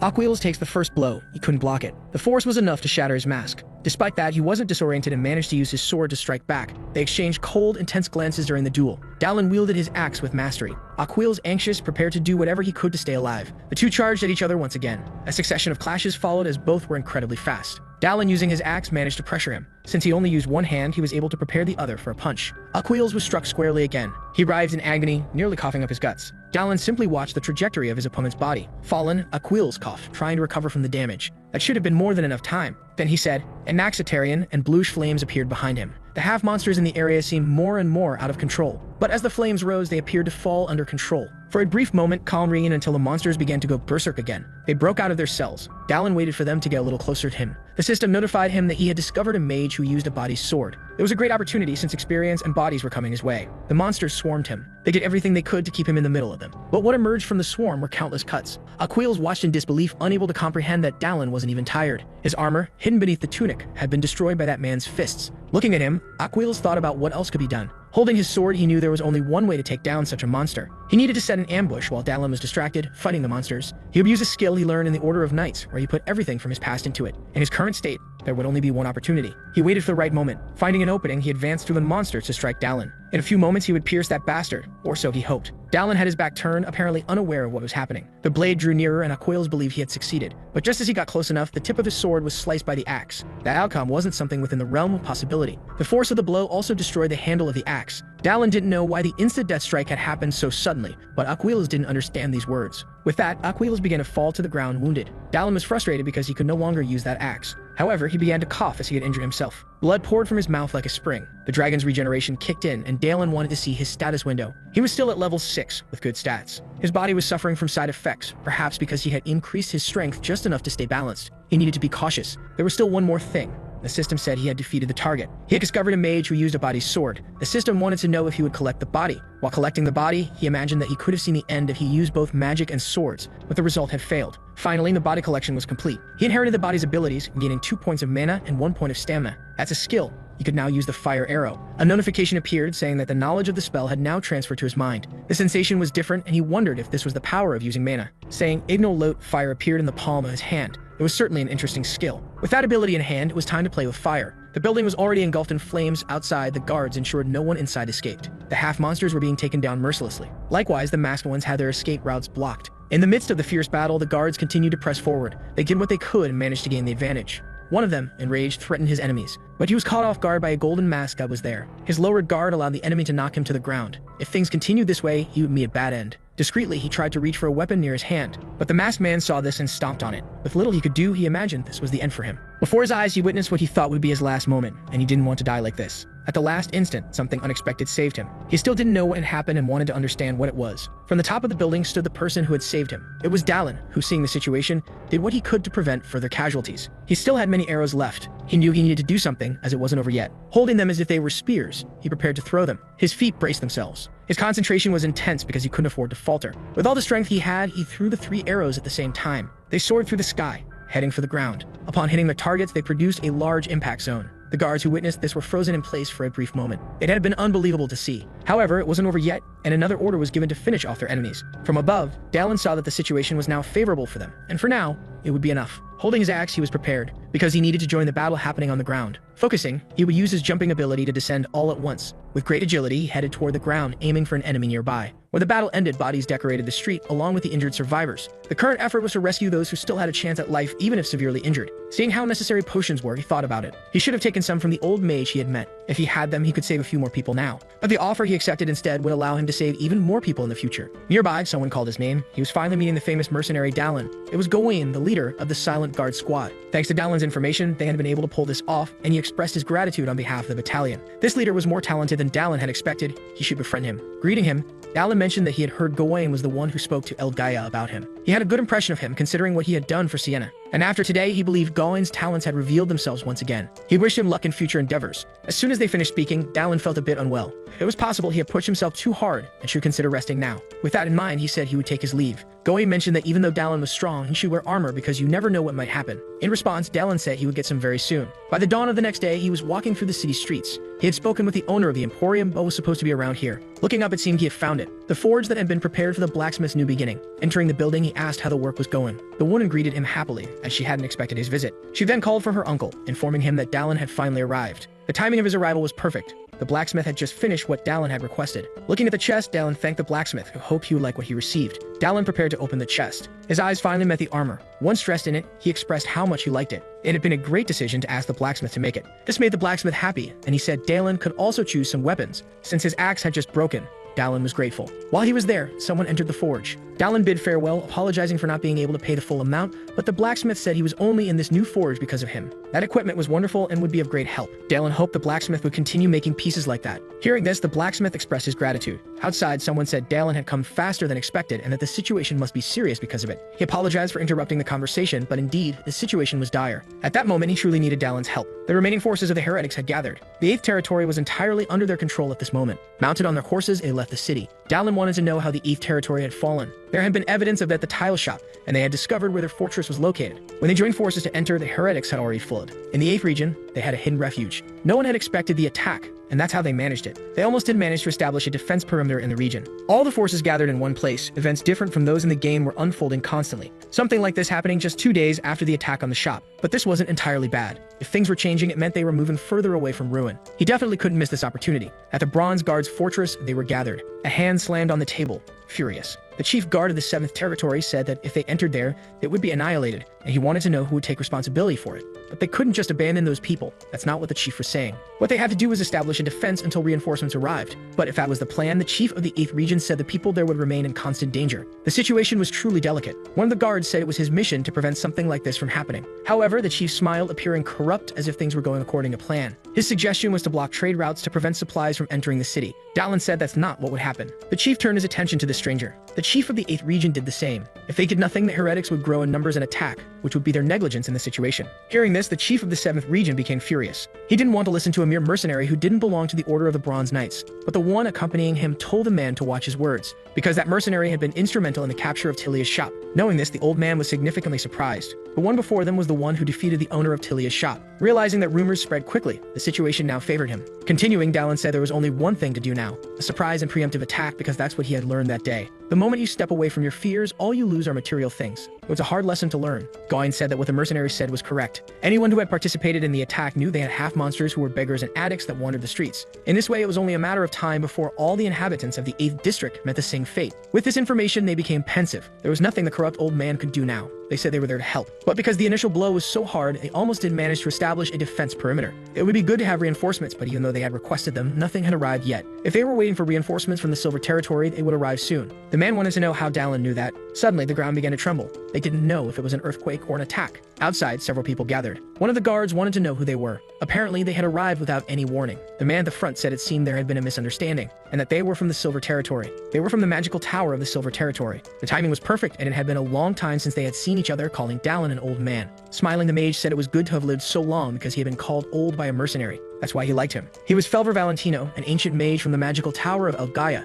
In conversation, Felver said he wanted to offer Dallin another reward. If the city was ever in danger and Dallin called for help, he would do his best to assist. Now was time to fulfill that promise. The help of mages was always welcome, and Dallin thanked him for keeping his promise. In the dead of night, horses galloped swiftly. Their rider was in quite a hurry. He needed to ensure that everyone knew his message as soon as possible. A torch lit their path. They continued through the darkness. Looking at his companions, Dallin remembered what they had discussed earlier. After sharing the plan with them, he asked them to raise their hands. Not all of them agreed with this approach. Attacking first was risky, and he hoped to do it alongside people he could trust. The chief of the 8th territory was to oversee the area. Only the elite would enter the mines. With that, all preparations had been completed. The Bronze Guards were being led by the leader of the Silent Division. The mages were also with them. It would be just them attacking the cult of regression. Their steps continued advancing through the darkness. Not far from them was the entrance to the mine. At the entrance, The mage said he could feel a sinister magic coming from within. Inside, a dreadful scream echoed down the corridor. It might be a half-monster. As they waited, a human figure came running towards them. His face was disfigured and terrified. He begged them to save him. To their surprise, it was the chief of the 7th Territory. The disfigured man recognized the voice and knew it was the leader of the Silent Squad. He pleaded for help, claiming he had been betrayed. This revealed why he hadn't provided support. He had been in collusion with the cultists. Before they could converse further, something caught Dalin's attention. A man had killed him, saying it was disgusting for a traitor to speak of betrayal. Looking at those who had just arrived, the man was pleased. They had arrived at the right time because they needed more sacrifices. This was going to be complicated. They had to put an end to it as soon as possible. Gawain asked Dalin to leave it to him. He wanted to take care of this guy, and Dalin was confident enough to entrust him with the task. The masked man wanted to know who Gawain was, as he looked familiar. It didn't take long before he remembered. Then he threw the disfigured man's body aside. He recalled Gawain as the son of that beggar. The taste of his blood had been so potent that he still remembered it. Hearing these words, Gawain was consumed with rage. However, the mage urged him to calm down for a moment longer, because that wasn't the only enemy he would need to face. Gawain didn't understand this statement, but the mage continued walking. Chanting an incantation, a small flame appeared in his hand. As he finished conjuring it, the ground beneath them gave way as if an earthquake had struck. He made another gesture, and the stones gathered to bury the masked man. One of the soldiers watched, impressed by it all. There were many more cultists in that place. Dalin realized they had been hiding in the mist, and it was possible that a mage had created it. One of the legs of the platform they were on broke. To avoid falling with it, some began jumping from the height. One of them recognized the mage and wasn't pleased to have encountered him there. The lizard man's foot hit the ground, steadying himself to avoid falling. They had all been spotted, and none of them expected the mage to cause an earthquake so soon. Since the fight was about to begin, they would respond accordingly. Some of the bronze guards were anxious about the situation. Gawain prepared himself for what might come. Dalin observed the cultists' next movements attentively. Someone behind them placed their hand on the ground. The half-monsters were approaching. Their misshapen bodies reflected the suffering of those who had formed them. One of the soldiers thought these were creatures from hell. Even the mages struggled to maintain their composure. On the other hand, Dalin was quite pleased with what he saw. The cultists must have been having a great time if they had brought even the monsters. They would do anything for the grand plan, and he couldn't wait to turn them into sacrifices. The mage would handle the enemy mages, Gawain would take care of the lizard man and the monsters, and Dalin would have the pleasure of dealing with them. The battle had finally begun. Each engaged with their respective enemies. Dalin moved across the field, approaching the monster. As he got closer, the monstrous creature tried to strike him. The powerful blow hit the ground, but Dalin had already moved away. Leaping from above, he decided to attack from above. His axe descended toward the creature. A precise strike hit the disfigured body of the beast. Seeing the creature in pain brought him great joy. It was time to find out how much experience this creature would give him. The axe struck the monster's head, but nothing happened. Even though it had sunk halfway into its face, the creature remained alive. Dalin tried to pull his weapon out while the creature raged in agony. Its screams were so loud that he worried about the integrity of his eardrums. This was a monster created with mana from hell. If that was the case, it must have a mana core in its body, and indeed that was true. The axe finally dislodged from the creature's skull. With the axe free, the wound began to bleed profusely. This was an incredibly resilient creature, and Dalin knew he had to approach it cautiously. With that in mind, he attacked the monster again, this time with care to avoid his weapon getting stuck once more. This time, the creature reacted in time to block the attack, but its effort was futile and Dalin dodged it. He found leverage on one of its arms. His position now gave him the advantage as he was once again on top of the creature. Due to its misshapen body, the creature couldn't look up. Dalin's strike was devastating. There was no longer a head on that body, and its excessive size made it lack agility. He had to take advantage of this lack of mobility and aim his next attack at the chest. However, something made him stay alert. A mass of arms and hands advanced toward him. That would be a hindrance, and he did his best to defend against the attacks. Even so, the hands were too many, and they kept closing in on him. The attack pattern was as ugly as the creature's face. Despite being at a disadvantage, Dalin didn't want to remain in this situation. Using the strength of one of his arms, he managed to attack the monster at close range. Now he was using his combatability for this. It was time to strike that hideous face once again with an elbow. His forearm connected with all the force he could muster.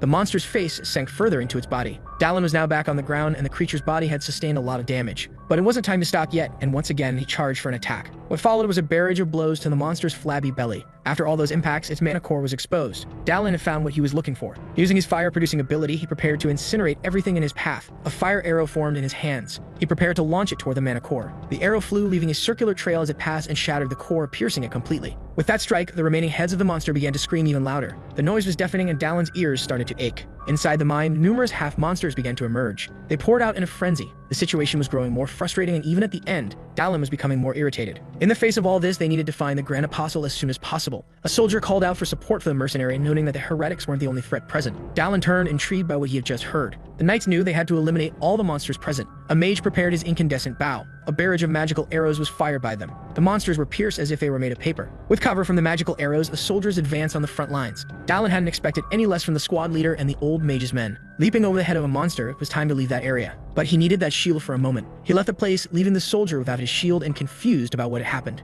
With the shield in hand, Dallin leaped along the walls of the mine's corridor, avoiding the monsters emerging from it. The lizard-like masked man didn't want the mercenary to get ahead of him. Seeing him distracted, Gawain seized the window of opportunity to strike. The lizard man's head was nearly severed, and the squad leader continued to press his opponent. The masked man taunted him, saying that no one would have imagined the son of a beggar would become someone like Gawain. To provoke him further, he said he would show Gawain how much he enjoyed the day he devoured his mother. He pulled out 2 large axes from his back. His mask had fallen to the ground. The crocodile man wanted to discover the taste of the beggar's son. He'd hoped that at least Gawain's taste would be similar to his mother's. Gawain didn't respond to the provocations and declared that before that happened, he would cut out the lizard man's mouth. Without hesitation, he leaped toward the crocodile man. Their battle was becoming increasingly fierce. The mage commented that he wouldn't assist the squad leader because Gawain wanted to handle it on his own and would merely observe for now. Besides, it seemed they were winning on all fronts. He then asked if the masked enemy before him didn't agree. The masked man replied that even if they lost, it would be impossible to stop the Grand Apostle. The grand plan would inevitably be fulfilled in a way no one expected. This left the mage intrigued about their methods, but the masked man said nothing more, only smiling cynically, a way no one would imagine.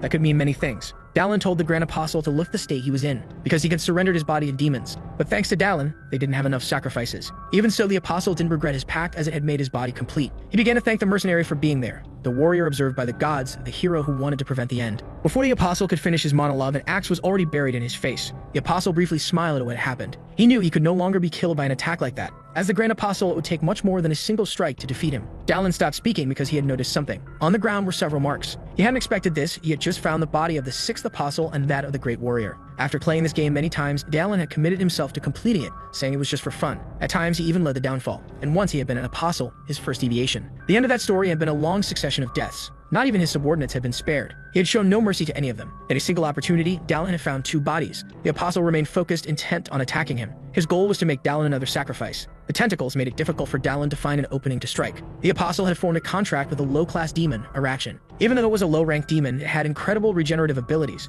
The Apostle commented on how skilled Dallin was at dodging his attacks. However, he knew Dallin wouldn't be an easy opponent to defeat. Suddenly, the Apostle's image began to blur. Dallin realized he was disappearing. Before he could fully process his thoughts, a small cut appeared on his cheek. Now the Apostle was moving incredibly fast, and there were no openings in his movements. Dallin tried to defend himself, but his enemy was already at his side. Facing imminent danger, Dallin did his best to react in time. But, unfortunately, he was already trapped by one of the tentacles. This situation was not looking good for him. Struggling to free himself, Dallin attempted an attack, but the Apostle had disappeared once more. Feeling more exhausted than usual, Dallin suspected he might have been poisoned. However, the dragon's blood within him began to regenerate his body. Even so, it was taking longer than usual. Keeping up with the Apostle's speed in this state would be no easy task. Still, Dallin had no other choice but to take the risk. The Apostle leaped along the walls of the place with immense speed. His movements were meant to distract Dallin once again, as he positioned himself behind the mercenary. But this time, Dallin had anticipated it and was already prepared for the attack. The Apostle's tentacles reacted just as quickly. Face to face with the Apostle once more, Dallin was about to land another powerful blow. With his shield, he struck the ground, and though the Apostle had managed to dodge, some of his tentacles were now trapped. The Apostle was the one surprised this time. Unable to move, the mercenary attacked again. This time, the top of the Apostle's head was sliced off. The body collapsed from the force of the blow, and Dallin planned to keep attacking. But it didn't take long for him to be surprised again. More tentacles emerged from the Apostle's head, and the Apostle remarked that the warrior had many tricks. Muttering an incantation, the Apostle's face transformed, revealing large fangs. His appearance had completely changed. With the transformation, a spell was cast, and Dallin was engulfed in its power. The force of the magic hurled him through the air. The attack was strong enough for Dallin's dragon blood ability to kick in once again. It was much like the last time he had tried. The second body to fall to the Grand Apostle, the great warrior who had been captured. It wasn't that Dallin lacked strength in this situation. What he lacked was the endurance to keep up with the Apostle's regenerative abilities. It had been a short but extremely dangerous encounter. The power of a demon was truly incredible. The Apostle's tentacles now took the form of spider legs. No matter how many tricks the mercenary still had, they were all useless now. The Apostle awaited Dallin's next move, knowing the mercenary was thinking of how to overcome his regeneration. The answer was clear. A single decisive blow was needed to end it. All Dallin required to defeat him was one attack, nothing more. With heightened senses, the Apostle could hear the beating of a heart. The mercenary's presence in the room had changed dramatically. It was as if he had become a boulder deeply rooted in the earth. Faced with this shift, the Apostle knew he had to eliminate this growing threat immediately. His tentacles rushed toward Dallin with the intent to kill. They were just inches away from striking his face fatally. But with a single punch, Dallin stopped them in their tracks and called out to the Apostle, telling him to listen. With his combat ability activated, Dallin wanted to know if the Apostle had ever been punched before. Planting his feet firmly on the ground, he used his jumping ability. With incredible speed and force, he closed in on the creature. The Apostle covered himself with his tentacles, hoping to protect himself from the attack. But seeing this attempt, the mercenary smiled. His punch was powerful enough to pierce through the Apostle's body. The Apostle recognized Dallin's skill, acknowledging that it had forced him to retreat. But this, according to the Apostle, was the end of Dallin's journey. However, Dallin responded with a laugh, saying it wasn't his time yet. Hearing this, the apostle paused, contemplating his next move. The mercenary had begun to invoke a spell while still gripping the creature's body. A great incandescent light filled the room. The apostle never had a name before. The best way to describe it was that his name had vanished, until the day he offered himself to the dark god in exchange for revenge. On that day, his existence was completely forgotten. Now he was nothing more than a servant of the evil deity. He had become the grand apostle of the dwarf who manipulated fate. He sought to destroy the last bastion of humanity, a center of power in the Diamond Palace. But none of that mattered anymore as he burned endlessly. Even in his deplorable state, he managed to impale the mercenary with one of his tentacles. But that wasn't enough to stop Dallin, as he too had the ability to regenerate. If the apostle couldn't gain distance, he wouldn't be able to heal from the flames. What he hadn't expected was being unable to retract his tentacles from the mercenary's body. Dallin wasn't about to stand idle. He was already preparing to punch the apostle once more, even with his body pierced. He definitely wasn't going to let him escape like that. Now the apostle's monstrous face was crushed. With things slipping out of control, the apostle hadn't expected to die in this place. Seizing the moment, Dallin told him they were far from the end. The apostle's tentacles lay severed on the ground. The apostle asked the mercenary if he knew that graphite and diamonds were made from the same material. The highest point can one day become the lowest and vice versa. The apostle had wanted to create a new order under divine will, but it seemed he couldn't defy reason. Perhaps this victory was nothing more than the destiny that had already been written. Listening to all of this, Dallin simply responded that the apostle was spouting nonsense. People had free will and decided the course of their own lives. Even Dallin, who had been pursued from the Diamond Palace. Hearing this, the apostle acknowledged it as a possibility. He tried to say more, but his life slipped away. It was the first time Dallin had heard the dying words of a boss monster. There were two bodies now, the great warrior and the apostle, and he needed both for the rewards. His proficiency increased by 1 point, as did his mana. As a new skill, he gained the ability to manipulate ice. Upon collecting the other body, he gained 4 additional strength points. That was a lot to absorb at once, and his body wasn't adapting well. Immediately, he began to writhe in pain and agony. If anything unexpected happened there, he might not survive. He needed to endure it. There was no other option if he wanted to return to the real world. Suddenly, Dallin found himself in another place. This was the starting point of the story. He wasn't sure if it was a dream or if he had returned after dying. But as he concentrated, he felt something. His physical body was far from this place. He was resisting the absorption of the strength points. It seemed like there was something he needed to do in this place. He opened the door of the cabin in front of him. Inside, he encountered an unusual scene. It was his own room, and someone sat in front of a computer playing a game. It was the game he used to play endlessly, and the character on the screen was the one he used to create. As the person moved the mouse, they were deciding what the next mission would be. Dallin stared stunned at the scene in the room. It couldn't just be a game. The times he played without the will to win, the NPCs he had killed, the times he gave up on saving people. He had no idea how many worlds he might have destroyed by playing. A hand gripped his ankle, pleading to be saved. Shadows emerged from the ground, all begging for the same thing. Indeed, the person in front of him was himself. But it represented his past and his original sin, not who he was now. Realizing the magnitude of the situation, Dallin became furious. Though he had stopped the destruction, it didn't mean he was free of his sins. But this was the only way he could try to atone. Reaching this conclusion, the environment around him shifted. This time, he promised that in this world, he would not give up, no matter what. A system notification appeared. He had gained a small territory. Outside, many were injured, and the focus now was on helping them. The mage used one of his many spells. Ethereal hands appeared, glowing with a warm yellow light. They began treating the wounded, speeding up the healing process. Once the treatment for that soldier was complete, the mage told him to rest for a while. Looking to the side, the mage noticed someone approaching. The calm footsteps continued to march. Dallin had returned from inside the mine, alive and intact. The mage had been deeply worried, and it was a huge relief to see him unharmed. Looking closer, he noticed something different about Dallin. He immediately asked if Dallin had obtained the small territory. As expected from the elder mage, he noticed it right away. When Dallin woke up, it felt as though he had unlocked a new sense. All of his attributes, except for strength, had increased by 1 point. His proficiency and his abilities had also improved. He suspected what might have caused all this progress. It had something to do with a message he received before he woke up about the small territory. The elder mage probably knew something about it. Dallin had many questions, but this wasn't the ideal place, and the mage was called away to help more injured people. However, the mage mentioned that if Dallin had any questions, he could visit the magical tower whenever he wished. Dallin agreed, knowing he was always welcome. Now his attention turned to the leader of the Silent Company. Gawain was bent over the corpse of his enemy.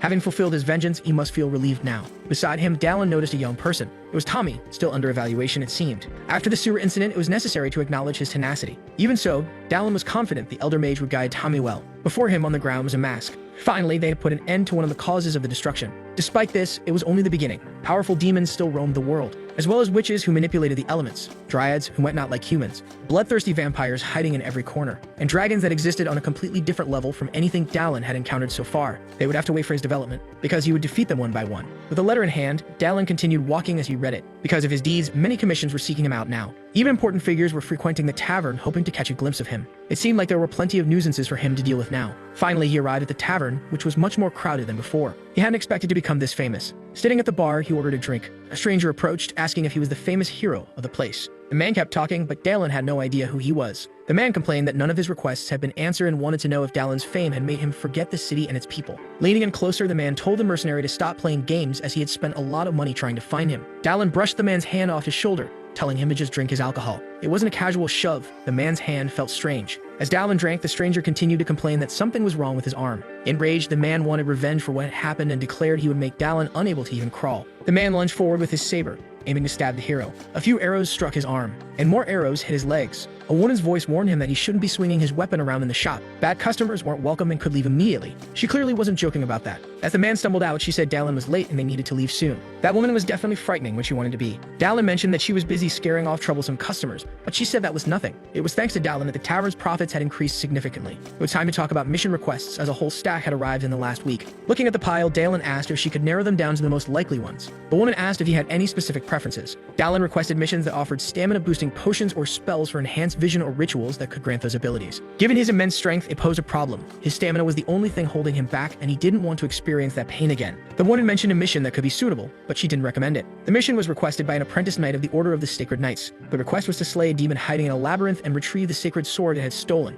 Intrigued by the description, Dallin said he would take the mission. The woman couldn't believe he actually wanted to do it. Thanks to this opportunity, he'd be able to explore the labyrinth, so he asked her to contact them. Outside, the scene wasn't what he had expected. A woman in armor was dealing with some men, challenging one of them to a duel. To ensure everything followed the rules, she asked if there was a notary among them. The situation was so bizarre that Dallin couldn't tell if it was real or not. Several carriages were entering the city. Dallin introduced himself as a gold-ranked mercenary. The medallion had been given to him by Gawain as a reward for helping them. As a gold-ranked mercenary, he only needed to pay 8 coins. He paid the fee, happy that his status had improved. With the gates open, he entered. Finally, he had arrived at his destination, the land of adventures, the Silver Territory. Looking at the city, he sensed there was something more to it. This was where the entrance to the labyrinth was, where he could obtain a stone of desire. An elderly man approached him and called out. He asked if Dallin had come to the city because of the labyrinth. Dallin confirmed, and the old man reminisced about his own adventures. It was a good city to live in, the old man said, mentioning that his whole family had stayed there. But Dallin wasn't in the mood for conversation. The old man's last words were to wish good luck to the warrior who had caught the attention of the gods, and Dallin turned around. But there was no one there anymore. That was an NPC Dallin had never encountered before. Perhaps it was the one with many faces. Dallin was certain it was, and he was sure he'd see him again. His contractor was Lucia Castachild, a woman with strong convictions and beliefs. Even though she was violent toward demons, she was merciful and kind to people. It was this woman who was now in a heated argument before him. She ordered the man to take back what he said, or she'd crush his skull. All the man had said was that Barrett lost the sword in the labyrinth, which prevented them from completing the mission. In defense of Barrett, Lucia said he was a knight known for his swordsmanship, and unlike them, fought until the end. But the man retorted that the sword does not recognize bastards. Lucia could no longer contain her rage. She drove her sword into the ground and challenged the man to a duel, only needing a notary to officiate it. The mercenary she was facing was enraged and said she must have a death wish. Those watching the scene said it would be entertaining, and some even started placing bets. People were divided between supporting the mercenary and the sacred knight. Dallin brought his hands to his head, thinking the crowd had gone mad. Lucia didn't want spectators, she wanted a notary. Approaching from behind, the mercenary said there was no need for a notary because all that would happen was that she would cease to live. The surprise attack was about to hit her directly. Before the blow could land, someone intervened, saying they should end the fight then and there. Dallin said that Lucia was his ally. They had both said everything they needed to each other, so there was no reason to continue fighting. But the mercenary wasn't satisfied, saying he would start with Dallin if he didn't move. Smashing his club, Dallin pointed out that the mercenary no longer had a weapon to use. With this show of strength, the situation finally calmed down a bit. Lucia asked who Dallin was, and he explained that he was the mercenary she had hired. Later, in a quieter setting, she thanked him for his help. She formally introduced herself as Lucia, an apprentice knight in the Order of the Sacred Knights. The mission request had been lacking in details, and Dallin wanted to know more. Lucia explained that the Sacred Knights were guarding another part of the labyrinth, a fissure located in the southwestern region of the continent. The terrain was incredibly rough, with no barriers, meaning monsters could emerge from it at any time. Before heading there, they needed to stop at Safer Paulsion to prepare. Her companion Barrett had just become an officer and had gone to Paulsion, but he never returned and was declared dead, and the news soon reached the Sacred Knights. One of the 12 sacred swords had been stolen, and there was a culprit. That person was Barrett, her friend. If he had been chosen by the sacred sword, he could have communicated this, but she didn't know why he hadn't. Now that Dallin understood why he was hired, he wanted to know which of the sacred knights would accompany him. Lucia explained that there were no available forces in this area. With the monsters active, there weren't enough knights, so it would just be the 2 of them in the labyrinth. Seeing this opportunity up close, Dallin realized he had a chance to help someone who would become a heroine in the future. He told her he would wait for her at the entrance of the labyrinth the next day at 12 o'clock. Hearing this, Lucia could hardly believe it. Dallin slammed his empty glass on the table, because now they were going to recover the lost sword. At the magical tower, Dallin leaned over the parapet near the garden.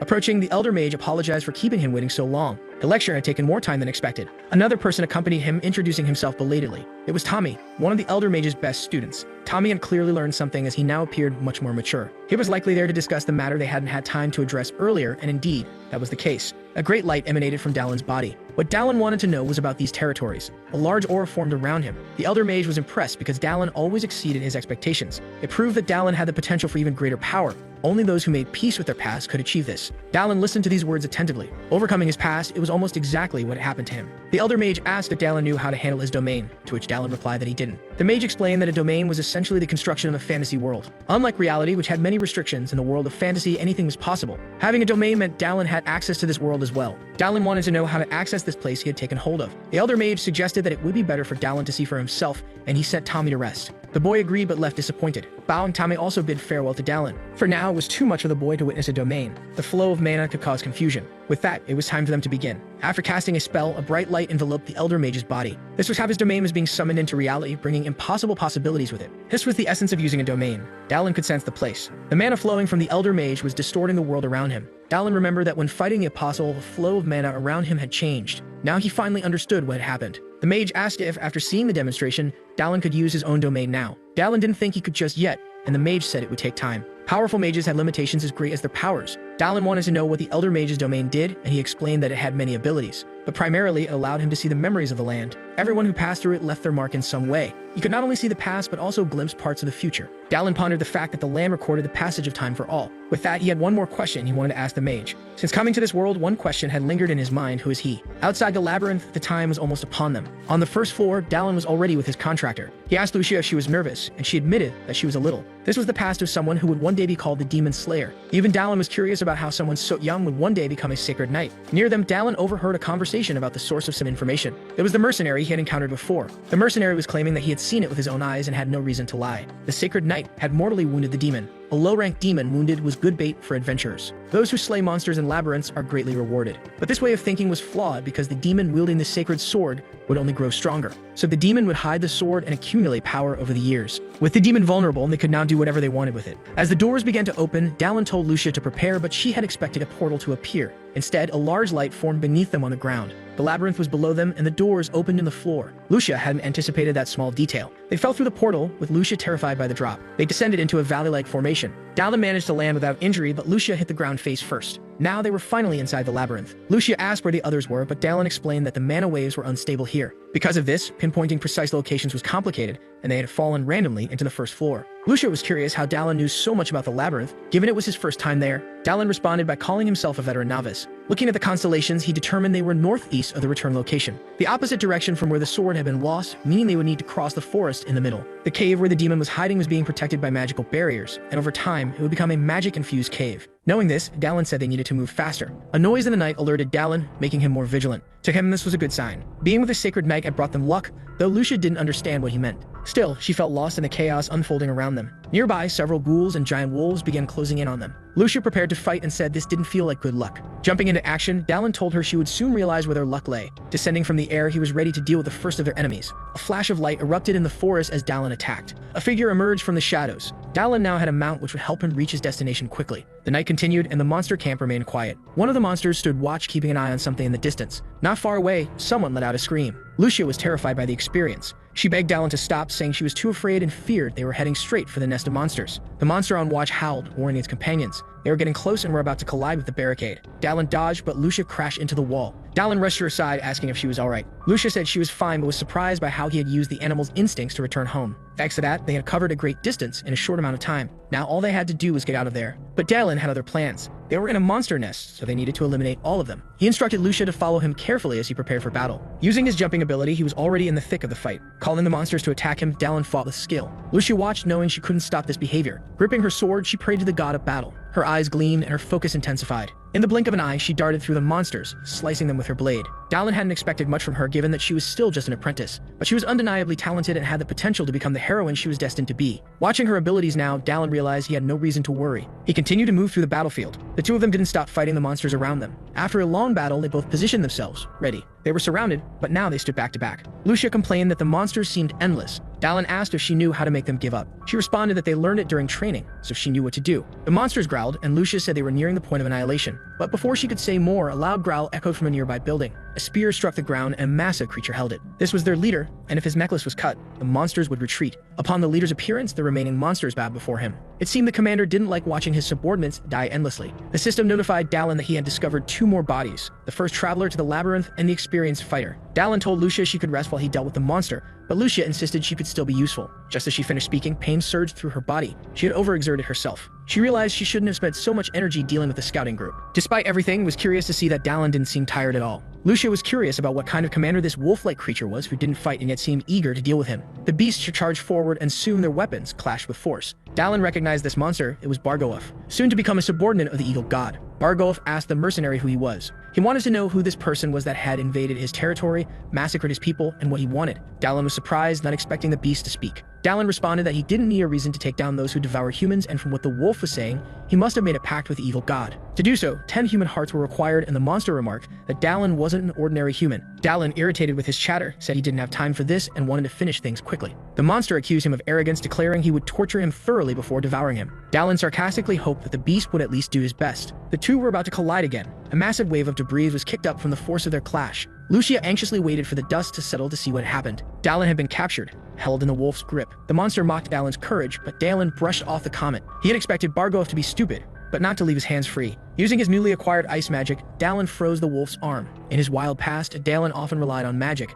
and now the wolf's arm was completely encased in ice. Bargoaf snarled, warning Dallin that things wouldn't end the way he expected. But Dallin was already activating his combatability, ready to break the frozen limb. With a single powerful strike, the wolf was now missing an arm. In disbelief at what had just happened, Bargoaf flew into a rage. Dallin took the opportunity to gain some distance, preparing his next move as he approached the monster once more. The wolf, shocked and confused by what was happening, staggered from the blow. Oppressed by the human, Bargoaf growled that he hadn't intended to use his full power. With 10 hearts, he had gained intellect. With 20, the strength to crush stones. With 30 more hearts, he had gained regeneration abilities. Now furious, he wanted to tear Dallin apart. Dallin calmly encouraged him to try his best. Their battle continued, but despite the wolf's strength, there wasn't much he could do. Dallin wasn't sure if his actions were affecting events in the game because Bargoaf wasn't supposed to have made the contract yet. Another cloud of dust rose from their clash, and Lucia anxiously watched, hoping everything was alright. She felt uneasy, not wanting to be just an observer. Behind her, some wolves began growling. This lifted her spirits a little. Now she could do her part. Covered in magic, she provoked the monsters into attacking her. The exhausted wolf leader growled, asking Dallin what he thought of all this. His wounds had completely healed,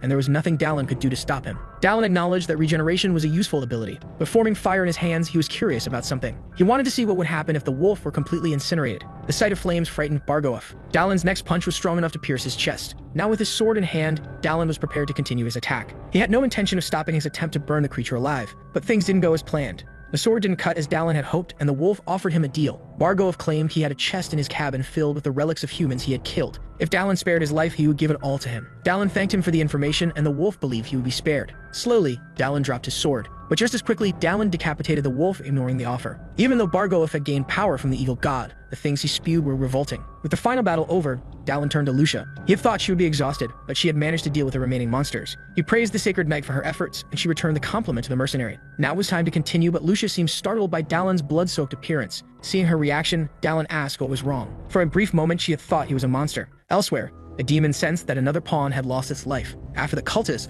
the wolf had been next. The demon couldn't believe they had both lost to humans. The dwarf who sways the future was watching. Anaxagus, the demon, desired nothing less than to overthrow the god from his throne and usurp it. In the hall where he stood, surrounded by bodies, more people arrived. A hunter among them declared that he would cut off the demon's head and keep it as a trophy. But Anaxagus, bored by yet another group of dungeon explorers, gave an order for his corrupted knight to rise. At first, they believed it was just a puppet. But with a gaping hole in his chest, the knight revealed himself to be none other than Lucia's deceased friend. The hunter, eager to end this quickly, stated his plan to take care of the puppet before dealing with its master. Before he could finish his sentence, a sword was already on its way to his throat. All of them were cut down without a chance to defend themselves. The demon smiled at the scene. This was the work of a masterpiece. Before Dallin stood two bodies he had discovered. As he began to collect them, his proficiency increased by 1 point, as did his stamina. He gained another point in proficiency and a new skill, Lapentella's pulverizing sword, far better than he had expected. Now Dallin sat before a campfire, reflecting. With all he had recently gained, he opened his status window to get a better sense of where he stood. In addition to his new skill, his proficiency and stamina were steadily approaching the level of his strength. Now only 10 points separated his stamina from his total strength. With this, the chances of experiencing another episode like before were greatly reduced. Beyond that, the best acquisition so far had been the pulverizing sword skill. It had come from the last body he collected. Thinking about the combination of his dragon blood abilities with the pulverizing sword, he couldn't wait to use both in combat. Skill and experience. These seemed obvious. He remembered his meeting with the Elder Mage, who once asked him who he was. Using his abilities, the Elder had revealed something unexpected, that Dallin's total life expectancy was only 2 years and 1 month. Out of all the things he could have heard, this was the last thing he expected. Since he arrived in this world, 2 years had passed. This meant his body had been created on the same day he arrived. The elements of the game were deeply connected to this reality, and Dallin just wanted to understand why he reincarnated here. Perhaps he was meant to relive his gaming experiences. No matter how much he speculated, nothing made sense. So he decided to focus on his immediate goal, the item that could fulfill any wish, the Stone of Desire. He He needed to find it at all costs and use it to return to Earth. As he pondered, someone approached and called his name. Lucia noticed that he seemed troubled and wanted to know what was on his mind. Dallin brushed it off, saying it was nothing, and asked why she was awake. It wasn't her turn for watch yet. Lucia admitted that she couldn't sleep and offered to take over his watch now. But Dallin preferred to stay by the fire a bit longer, watching the flames burn. Considering everything that had happened recently, it was no surprise she couldn't sleep easily. The thought of her comrade no longer being alive must be too shocking for her. Continuing the conversation, Dallin asked Lucia what kind of person Barrett had been. After all, if the sacred sword had recognized him, he must have been extraordinary. Lucia confirmed that he was, but not just in that way. The Barrett she had known had been the most loyal sacred knight she had ever met. His personality and dignity were so exceptional that he was respected by both newcomers and veterans alike. Lucia herself had admired him greatly. Barrett was kind to everyone, someone truly deserving of admiration, and that's why she couldn't understand the accusations made against him. To her, Barrett hadn't stolen the sword, and she didn't comprehend how it had ended up in a demon's possession. Thinking about this, Dallin admitted that the story didn't make much sense. If Barrett had been recognized by the sword, he wasn't a mediocre knight, and if he had companions with him, a low-level demon shouldn't have been a problem. According to the other mercenaries' account, Barrett had even wounded the demon in the belly. If all this were true, the demon should have been an easy opponent. But before Dallin could dwell further, Lucia interrupted, saying that if Barrett had fallen fighting evil, she was proud to have been a knight alongside him. Dallin responded that if Barrett had friends who thought so highly of him, he was surely grateful to her, wherever he was. Though Dallin's words were kind, it made Lucia emotional. As Lucia was thanking Dallin for his kind words, a swift arrow came dangerously close to striking her head. Dallin reacted in time, preventing it from being a fatal hit. Not yet fully aware of what was happening, Dallin was already on high alert, prepared to respond to any threat. He shouted that only a fool would fire an arrow like that and swiftly returned the projectile in the direction it had come from. His aim was flawless, and it hit a shadow lurking among the trees. The mysterious figure couldn't dodge it and, in their final moments, couldn't comprehend how Dallin had made such a precise shot. As the body fell lifeless to the ground, Dallin was already inspecting the surroundings.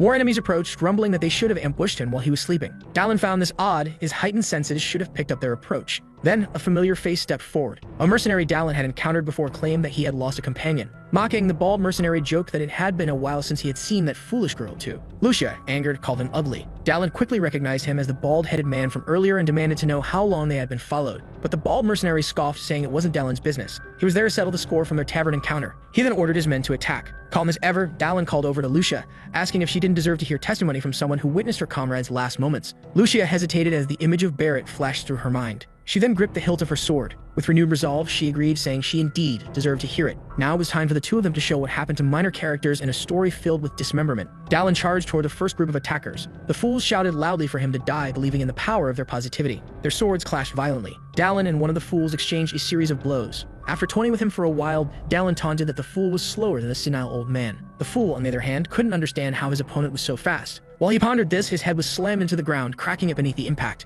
Dallin pressed the fool's head even harder into the dirt to make sure he wouldn't be getting back up. Nearby, another one of the fools stood paralyzed with fear, having witnessed the scene. Dallin slowly approached him like a villain from a horror movie, and the man stammered, begging him not to come any closer. But a sharp scream pierced the night air. He was now learning firsthand whether God existed. Meanwhile, Lucia took a deep breath to focus. A bright light enveloped her sword, and she invited the rest of the minor characters to attack her. One took the bait, arrogantly declaring that it didn't matter if she was a sacred knight. Bones were still bones, and his sword was brutal. But Lucia easily dodged, now airborne, mocking the chunk of metal the man called a sword. She remarked that he was slower than drunk infant. She unleashed a flurry of strikes while still in the air. Below, the mercenaries did their best to survive the onslaught. With a piercing, unrelenting blow, one of them lost a piece of his body. Lucia found it so easy that she scoffed, saying all they could do was talk. But when it came to fighting, they were useless. Dallin was pleased with her performance. She never ceased to surprise him. Frustrated, the bald mercenary called his lackeys useless bastards. Seeing the tide turning against him, he decided to slip away casually, hoping no one would notice. Dallin called out to Lucia, telling her to handle the second-rate minions while he went after the bald mercenary. What the man had done couldn't go unpunished. As Dallin pursued, one of the fools, in a desperate attempt to hasten his own death, attacked Dallin from behind. Dallin glanced back, incredulous at the audacity. He activated his jump ability, leaping so high he was out of reach, leaving the fool alive so Lucia could continue learning. Not far ahead, the bald mercenary fled, doing his best to escape the two monsters pursuing him. His panic was evident, with thick veins bulging from his shiny bald head. He believed he would one day get his revenge, but Dallin was already closing in. Suddenly, a loud crash echoed as Dallin landed right on top of him. Dallin called him pathetic for abandoning his companions. As Dallin pinned him down, a voice unexpectedly called out, surprising Dallin. There was another hidden figure among them. This mysterious figure asked Dallin to spare the rest of the fools from further slaughter. Dallin remained steadfast, uninterested in stopping the fight just because the mysterious figure had asked. He was motivated to teach anyone who pulled such stunts a harsh lesson. However, the bearded man remarked that Dallin seemed to be carrying a large chest, hinting that he couldn't let such an opportunity pass by without doing something. It was a tricky situation because Dallin had wanted to leave the chest with Sienna, fearing he might break it if he forced it open. But the bearded man, clearly clever, tried to buy his way out, offering a totem that canceled noise within a certain radius. Now things made sense. This was why Dallin hadn't detected their approach. Intrigued, Dallin asked to test the object first. The bearded man agreed, but said Dalen would have to come closer to do so. The man's malicious grin revealed his true intentions. It was the perfect opportunity to ambush Dalen at close range, ready to let his square-shaped weapon sing a happy tune. Dalen, however, didn't take kindly to being deceived. The bearded man taunted that not even Dalen could dodge a bullet, but by the time he finished speaking, Dalen was practically upon him. It was only in those last moments that the bearded man realized the foolishness of his actions. Dalen struck him, not just with force, but with the rage of having been played for a fool. Unable to breathe, the bearded man writhed in agony, and Dalen demanded to know where they had come from. He took the man's identification, confirming they were mercenaries carrying a golden plaque from Boris. But Dalen hadn't forgotten about the bald mercenary. He wanted to know how long they intended to keep running. Realizing time was running out, Dalen got straight to the point. He approached the bald man and demanded to know who had stabbed the sacred knight in the back. The bald mercenary was shocked. He had no idea how Dalen knew about that. But Dalen explained that a sacred knight like Barrett wouldn't have fallen so easily, and it was up to the bald man to decide whether to tell the truth or die slowly. Reluctantly, the bald man confessed it was he who had attacked Barrett. He believed that by doing so, he would be able to claim the sacred sword and collect a reward from the demon, as both were already badly wounded. Lucia had arrived just in time to hear the confession, finally understanding what had happened. Her friend had died because of this cowardly bald man. The bald mercenary tried to justify his actions, admitting he was wrong. But apologies wouldn't change what was about to happen. With a simple movement of her sword, Lucia dismembered the mercenary's body, turning him into pieces. Looking at the bald man, she declared that was just the first and she wouldn't show him mercy. The bald mercenary, now crawling on the ground, obliterated and covered in massive wounds, regretted his cowardice. Lucia sighed in relief, saying that thanks to the demon letting the bald man escape alive, she was able to complete her vengeance. It was time for him to pay with his life. Facing death, the bald mercenary pleaded, saying he would do anything if she spared him. Lucia hesitated for a moment, confusion clouding her mind. But in the end, she struck him down. Mercy was for chickens, and she was a sacred knight. A yellowish glow emanated from her blade. Soon, that glow enveloped the bald man's body as his screams echoed through the forest. Dalen hadn't expected to see those flames in a place like this. They were white flames divine in origin, known as demon-slaying flames. As they burned, they regenerated the nervous system of the victim, forcing them to feel the pain until their life was fully extinguished. Now only the ashes of the once petulant bald man remained before her. Dalen asked Lucia if she was alright, knowing the emotional toll this moment carried. She claimed there was nothing to worry about. He congratulated her on her deeds, hoping she would overcome this and live without regrets. Still immersed in her emotions, she thanked him. It was, after all, thanks to Dalen that she was able to preserve the honor of her friend. But Dalen corrected her, saying it wasn't him, it was her. She had never doubted Barrett and his character. Hearing this, she thanked him once again. Impressed with Dalen's performance, she suggested renegotiating the reward for the mission, and Dalen remarked that money is never too much. This broke the tension, and she smiled widely. Now she was eager to keep moving, as she didn't think she'd be able to sleep yet. As they traveled, Dalen collected another body, gaining 1 point of mana. He acquired more abilities, and by consuming an herb, he gained another point of stamina. 1 more body gave him an additional sense point. Their preparations were now complete. They stood before a cave, and it seemed this might be their final destination. Lucia remarked that something about the entrance felt off. Dalen remarked that a demon's lair would always be strange no matter what, and warned Lucia that there were likely hidden enemies around. Leading the way, he asked her to follow him closely. Stalactites hung densely from the ceiling of the cave. As they moved forward, something caught Lucia's attention. The path had seemingly come to an end, with a massive stone wall blocking their way. Dalen placed his hand on the wall, suspecting it could be opened with some kind of spell. Immediately sensing something, he warned Lucia to brace herself for what was coming. Suddenly, a powerful explosion occurred, nearly catching them off guard. The demon's voice echoed, laughing as he asked if his greeting had been too violent. He welcomed them and boasted that he had been watching them from the stars. Lucia, furious, could hardly wait to tear the demon's body apart with her sword. Dalen, on the other hand, thanked the demon for his warm greeting. It was time for him to return the favor. The demon, excited by the challenge, invited Dalen to do his best, promising to respond with care and kindness. After exchanging sarcastic pleasantries, the two began their fight. As the combat intensified, Lucia used Dalen as a step, launching herself into the air. Now airborne, Lucia prepared to strike the demon with all her might, determined to avenge her fallen comrade. Below her, the demon, seemingly oblivious, didn't react. But Dalen quickly realized it was a trap and shouted for Lucia to abort her attack. As she neared her target, the demon unleashed a powerful attack, like something out of a platform game's final boss fight. The blast was so strong that Lucia coughed up blood. Dalen had to catch her to prevent her from crashing violently to the ground. Both were stunned. This demon was supposed to be low level, yet he was incredibly strong. But there was no time to dwell on it. As the battle raged on, Dalen realized what had happened. The demon was absorbing power from the sacred sword hidden within the dungeon. Given the circumstances, Dalen knew he had to go all out. Using the domain, a power that made the impossible possible, Dalen began to shift the tides. The demon's confidence faltered as he felt an immense pressure building. Before him stood no ordinary human, and in disbelief, the demon asked if Dalen had truly mastered the territory. Confident, Dalen confirmed that he had. He warned the demon to prepare for the biggest beating he had ever witnessed. The demon, despite being watched, had not anticipated that Dalen could wield such power. Yet he insisted that no matter Dalen's efforts, he would not be defeated. Dalen stood his ground, waiting for the demon's attack. When it came, Dalen confidently countered, destroying the demon's assault with ease. Seizing the opportunity, he charged at the demon, whose disbelief deepened as he watched events spiral out of control. The mercenary was ready to end things without hesitation.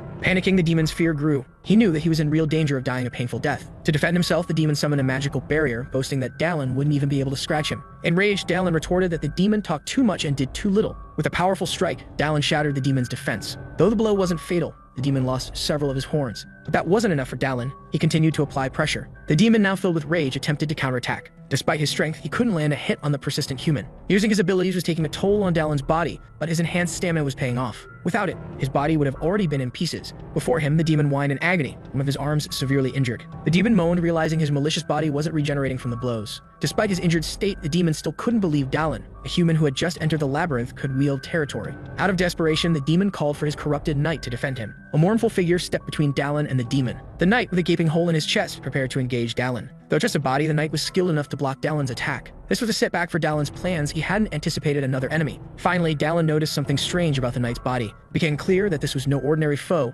He was his sacred knight. Desperate, the demon fled, ordering his corrupted knight to buy him time. The body of Barrett obeyed the demon's command, blocking Dallin's advance. This was even more unexpected, since a low-class demon shouldn't be able to control a sacred knight. That's when Dallin noticed the strange chain around Barrett's neck, Hallman's chains. A powerful relic that forces an opponent to obey its master. Now Dallin understood how things had happened. The situation wasn't good. He needed to end this before the demon could fully regenerate. Lucia, behind him, began to apologize, feeling the weight of the situation. She said that her friend Barrett's body had been taken by evil, and it was her responsibility to resolve it. She urged Dallin to continue pursuing the fleeing demon, as she still had things to say to her stupid companion. Gripping her sword tightly, Dallin confirmed that the body before them was indeed Barrett's. Given the circumstances, Dallin decided to trust her. Lucia Castechel, an apprentice knight and investigator who eradicated the corrupt among the sacred, now had the duty to purify Barrett's body. She leaped towards the corrupted knight, who advanced in response, following his master's orders. Their swords clashed, and the fight between them was fierce. Meanwhile, the demon, who had managed to regenerate slightly, felt elated. Dallin caught up with him and asked if the demon had absorbed more power from the sacred sword. The demon, with a wicked grin, confirmed it, adding that things would be different from now on. Once again, the battle between Dallin and the demon began.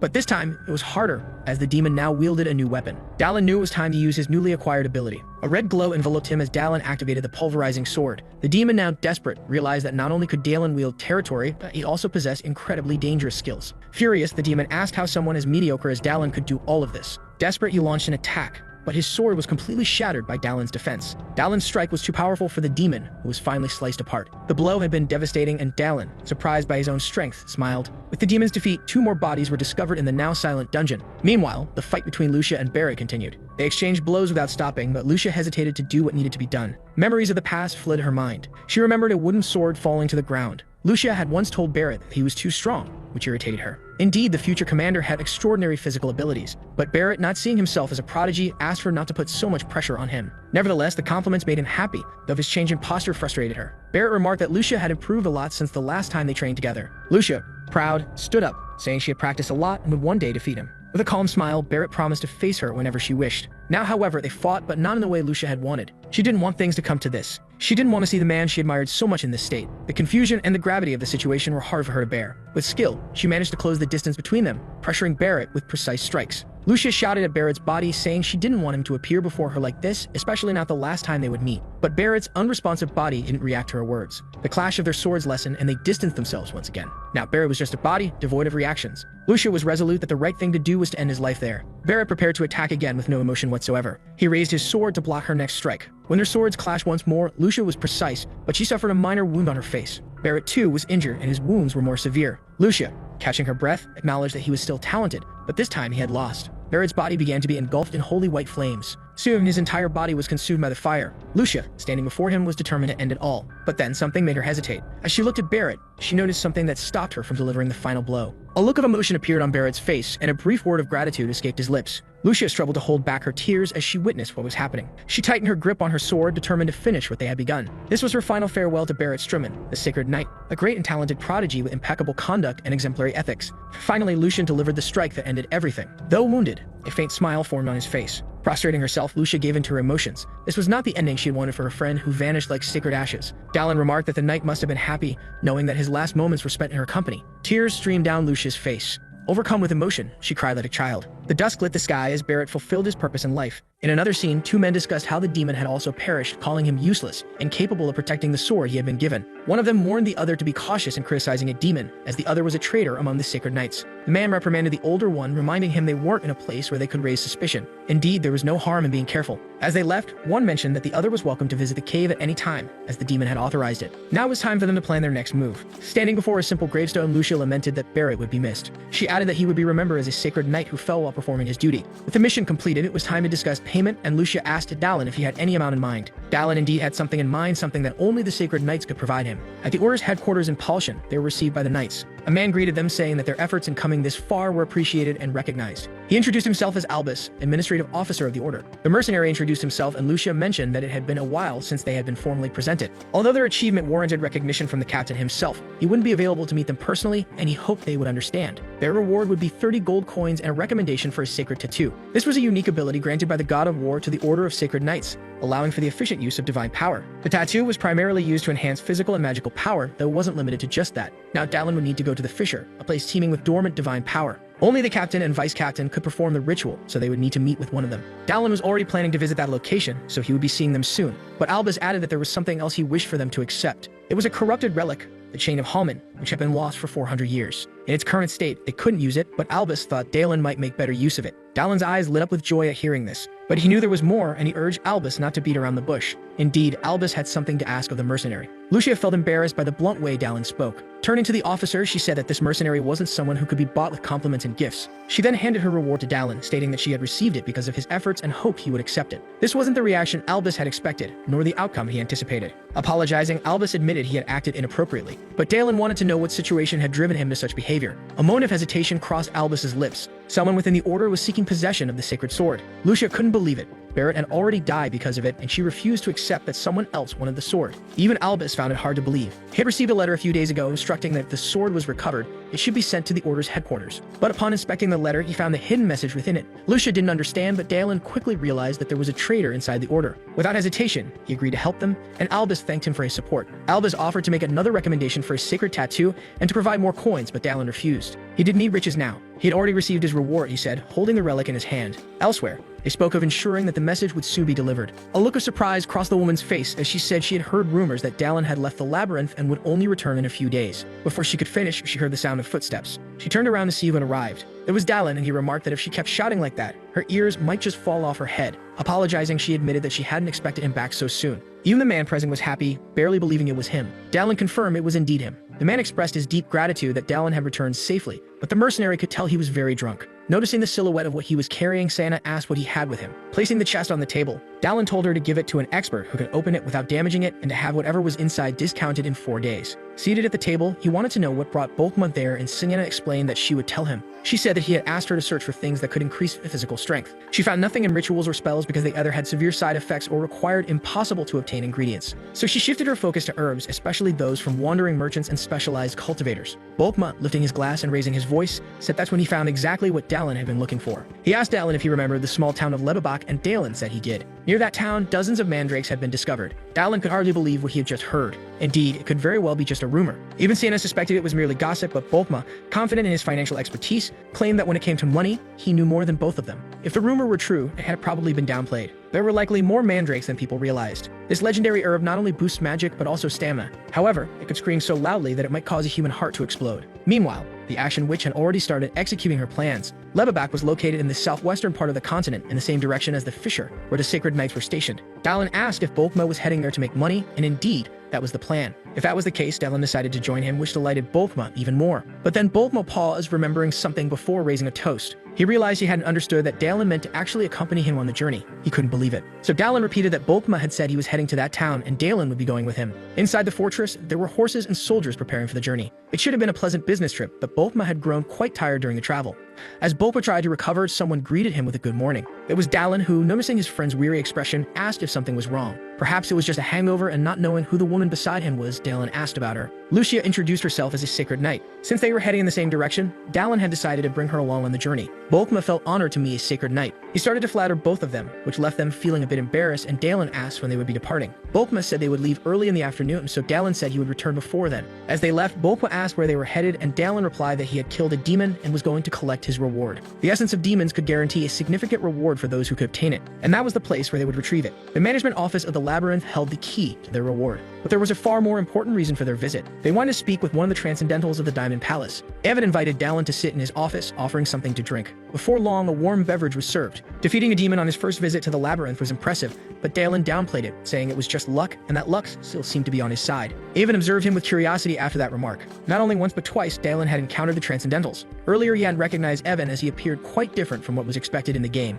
The man of 1,000 faces, Leverin Hakim, was essentially a one-man army. Dallin knew he needed to gain his favor and turn him into an ally. Evan mentioned that Dallin was being watched by the gods, and there was only one way to achieve that. Dallin began to mention how apostles and demons, all of them, spoke about their gods. Perhaps the gods had some kind of disorder that made them enjoy spying on humanity. Before he could finish the sentence, the energy in the room shifted completely. Even the tea in his cup almost spilled over. The man before him said sternly, "That tone I just heard borders on blasphemy." Trying to explain himself, Dallin replied, "I'm not exactly a man of faith." The man continued, "I don't know. Perhaps you have no faith at all. And sure, you aren't from this region." It was as if the man knew everything about Dallin, leaving him unsure of how to respond. Looking at him, the man asked, "What's so funny?" Dallin answered, "I've never been past the frozen mountains." Maybe your watcher of 100 eyes and storyteller of 1,000 years forgot to mention that. For some reason, this made the man smile. He hadn't expected Dallin to know about the prophet, and he admitted, "Contrary to what I thought, you're a fascinating man." He added, "Talking to you feels like speaking with my friends, the ones people call transcendentals." It seemed Dallin had survived the worst and now had the man's full attention. Cutting to the point, he asked Dallin, "Do you have the essence of the demon you defeated? If so, I'd like to take a look." The carriages moved through the forest. Inside one of them sat Dallin and Lucia. On Dallin's lap was a bag full of gold coins. He hadn't expected such a significant reward, especially with what Sienna had managed to obtain as well. With this, he could now afford high-quality equipment and even more relics. At the window, a young boy brought a message from Bolthma, asking how Dallin's trip was going. Dallin replied that everything was fine in his carriage. Noticing the boy, he asked, "Are you new here?" The question stirred memories of his earlier days. Curious, Dallin asked the boy's name and found out he was called Perrin. It was his third mission, and he still hadn't received his mercenary registration. Encouraging him, Dallin said the registration would come soon if he kept working hard. The boy's face lit up with excitement, and Lucia, surprised by Dallin's kindness, commented, "I didn't expect that from you." Confused, Dallin asked, "What do you mean?" "I didn't think you'd be kind to a child so easily," she said. "I thought you were just a mission-obsessed mercenary, always chasing money." Dallin chuckled, admitting that the boy reminded him of his younger self. As they continued their conversation, a voice suddenly shouted, "We're under attack." A massive horde of orcs charged toward them. Quickly disembarking, Lucia sighed, wishing for a peaceful journey, while Dallin asked, "Where's Bolthma?" Scanning the area, Dallin's system alerted him to the presence of a young mercenary's body and another who wielded lightning. In the middle of the orcs, one of them seemed to be the leader. Excited, Dallin declared he would lead the charge and called for those willing to follow. As he advanced, the orcs were dismembered mercilessly in his path. However, the snow caused Dallin to slip slightly. Reflecting on how hard he had been pushing himself lately, he wondered if fatigue was finally catching up with him. As he tried to regain his footing, an orc prepared to strike him with its club. Against all odds, the young boy Perrin intervened, saving him just in time. "Are you alright?" Perrin asked as Dallin thought to himself, "This kid's really good." Passing by him, Dallin thanked the boy and assured him, "I'm fine." Now he needed to remain vigilant. Feeling weary, Dallin decided to finish the fight quickly. With one swift throw of his axe, he split the orc leader's head in two. In a hurry, he moved to claim the green-skinned corpse of that disgusting beast. As the battle ended, orc bodies littered the snowy ground. Perrin, full of admiration, said, "Lucia, you're amazing. Do you think I could become a holy knight one day?" Lucia, smiling warmly, replied, "If you keep training, you'll be even stronger than me one day. You're already pretty talented." Curious, the boy asked, "Why are orcs here? They're not from this region." Lucia explained that they might be refugees from territorial conflicts. Listening intently, Dallin wanted to know more about the situation. With monsters becoming more active recently, there wasn't enough space for them in the mountains anymore. This was the first stage of an invasion, where the monsters of the continent grew more aggressive. However, Lucia noted that the invasion wasn't intense enough to have caused the orcs to lose their territory just yet. That would happen during the second stage of the invasion. Maybe it means they have skipped the practice phase and are now truly starting the game. Before the bodies, he begins collecting them. A notification from the system says he inherited the skills of that body. His senses, intelligence, and mana increased by 1 point each. As a newly inherited ability, he can now manipulate electricity. That ability will be very useful in Levibok. While he is distracted, someone from the caravan calls him back saying they are ready to depart. Dallin says he's coming. It won't take long until he meets the Ash Witch. There are many people in the city, probably because the rumor of the mandrakes has spread. He asks where the mercenary is going, and the latter responds that he will stay there for a few more days. Since he will be leaving soon, he bids them farewell, as he can't waste time selling his things. Lucia asks why they joined the caravan of merchants. He asks if Lucia knows anything about witches, but she only read about them in her previous lessons. They have the power of an archmage by birth and were persecuted due to their immense power. As a result, there are very few left, and they are generally hostile towards ordinary humans. Indeed, that is true, and one of them is in this city, one who hates humanity more than the other witches, and he is here to eliminate this witch. Lucia wants to know if this witch is related to the growth of mandrakes. Even though they are medicinal herbs, once harvested, they begin to scream, which could end up killing someone. If hundreds of them were harvested at once, a great tragedy could befall the city. If that's the case, they should hurry, but Dallin asks her to calm down. After all, he has a plan. A small mouse scurries along the city floor. That place they are in doesn't have good energy, and Lucia, being a sacred knight, confirms this. The witch is preparing a powerful ritual, and she needs people to help gather sacrifices. Inside, someone asks who they are and what they want. Dallin is confident that he has found something. That dark mana and the smell. It's certainly a dark mage. He heard that there was a good fortune teller in that place, and the figure says he didn't know Dallin was a customer. From inside, Dallin apologizes. The mysterious eyes now focus on Lucia. He says they came to the right place. Opening the door discreetly, he invites them in to continue the conversation inside. So both of them enter the house. They follow the short man through the dimly lit place. Dallin senses that there are 6 people upstairs, and counting the man in front of them, there are 7 in total. He wants the man to hurry up and get his fortune read by the woman. But the man says she's not there right now, and she's preparing for something bigger. Before he finishes speaking, several mages jump at them in a hostile manner. They expect them to become sacrifices for the greater cause they've been speaking of. Dallin is unimpressed by it. Lucia also gets ready to attack them. A great flash of abilities lights up the interior of the house. The mages try to attack, but their attempts are completely futile. One of them, now badly injured, realizes that Lucia is a sacred knight. She doesn't bother to confirm it, only calling him disgusting. The others, noticing that she is a sacred knight, panic and focus their attacks on her. A huge mistake, as Dallin smiles at the situation. After all, he is the real danger in that place, not anyone else. It doesn't take long for the ones who aren't dead to be writhing in pain on the floor. One of them is still alive, and the mercenary stares at him. The terrified mage wants to know who they are, if they were sent by the order of the sacred knights. Then Dallin grabs him firmly by the neck. Frightened, the mage decides to tell them where the old lady they are looking for is. That was exactly what Dallin wanted, sarcastically saying that the mage would be her sacrifice. From now on, they would be inside the witch's barrier. Dallin orders the mage to keep walking without stalling. The demonic mana is getting stronger, a sign they are nearing the witch. As they walk, Dallin notices something. Lucia senses his unease and asks what he saw. It might have been his imagination, but he felt the sacred sword move. Lucia says it must be drained of all divine power, but Dallin insists that he felt something and found it odd. Regardless, she also feels a cursed mana in the place. Before he could finish speaking, Dallin saw a cage filled with people. They were writhing in pain, and some of their appearances were disfigured, creating a disturbing and cruel scene too harsh to behold. Lucia took a moment to believe what her eyes were seeing. Among those people was Perrin, the young boy from the journey. She wanted to free him immediately, but Dallin held her back, asking her to wait. In disbelief, she questioned him, insisting they needed to save him right away. It was then that a sinister voice echoed. The witch was there, watching them. For a barbarian, you sure think quickly, the witch sneered. A strong wind blew in front of them, and the witch revealed herself. With a malicious smile, she said it was very rude of them to invade her territory. Didn't your parents teach you not to enter other people's homes like that? She mocked. Lucia,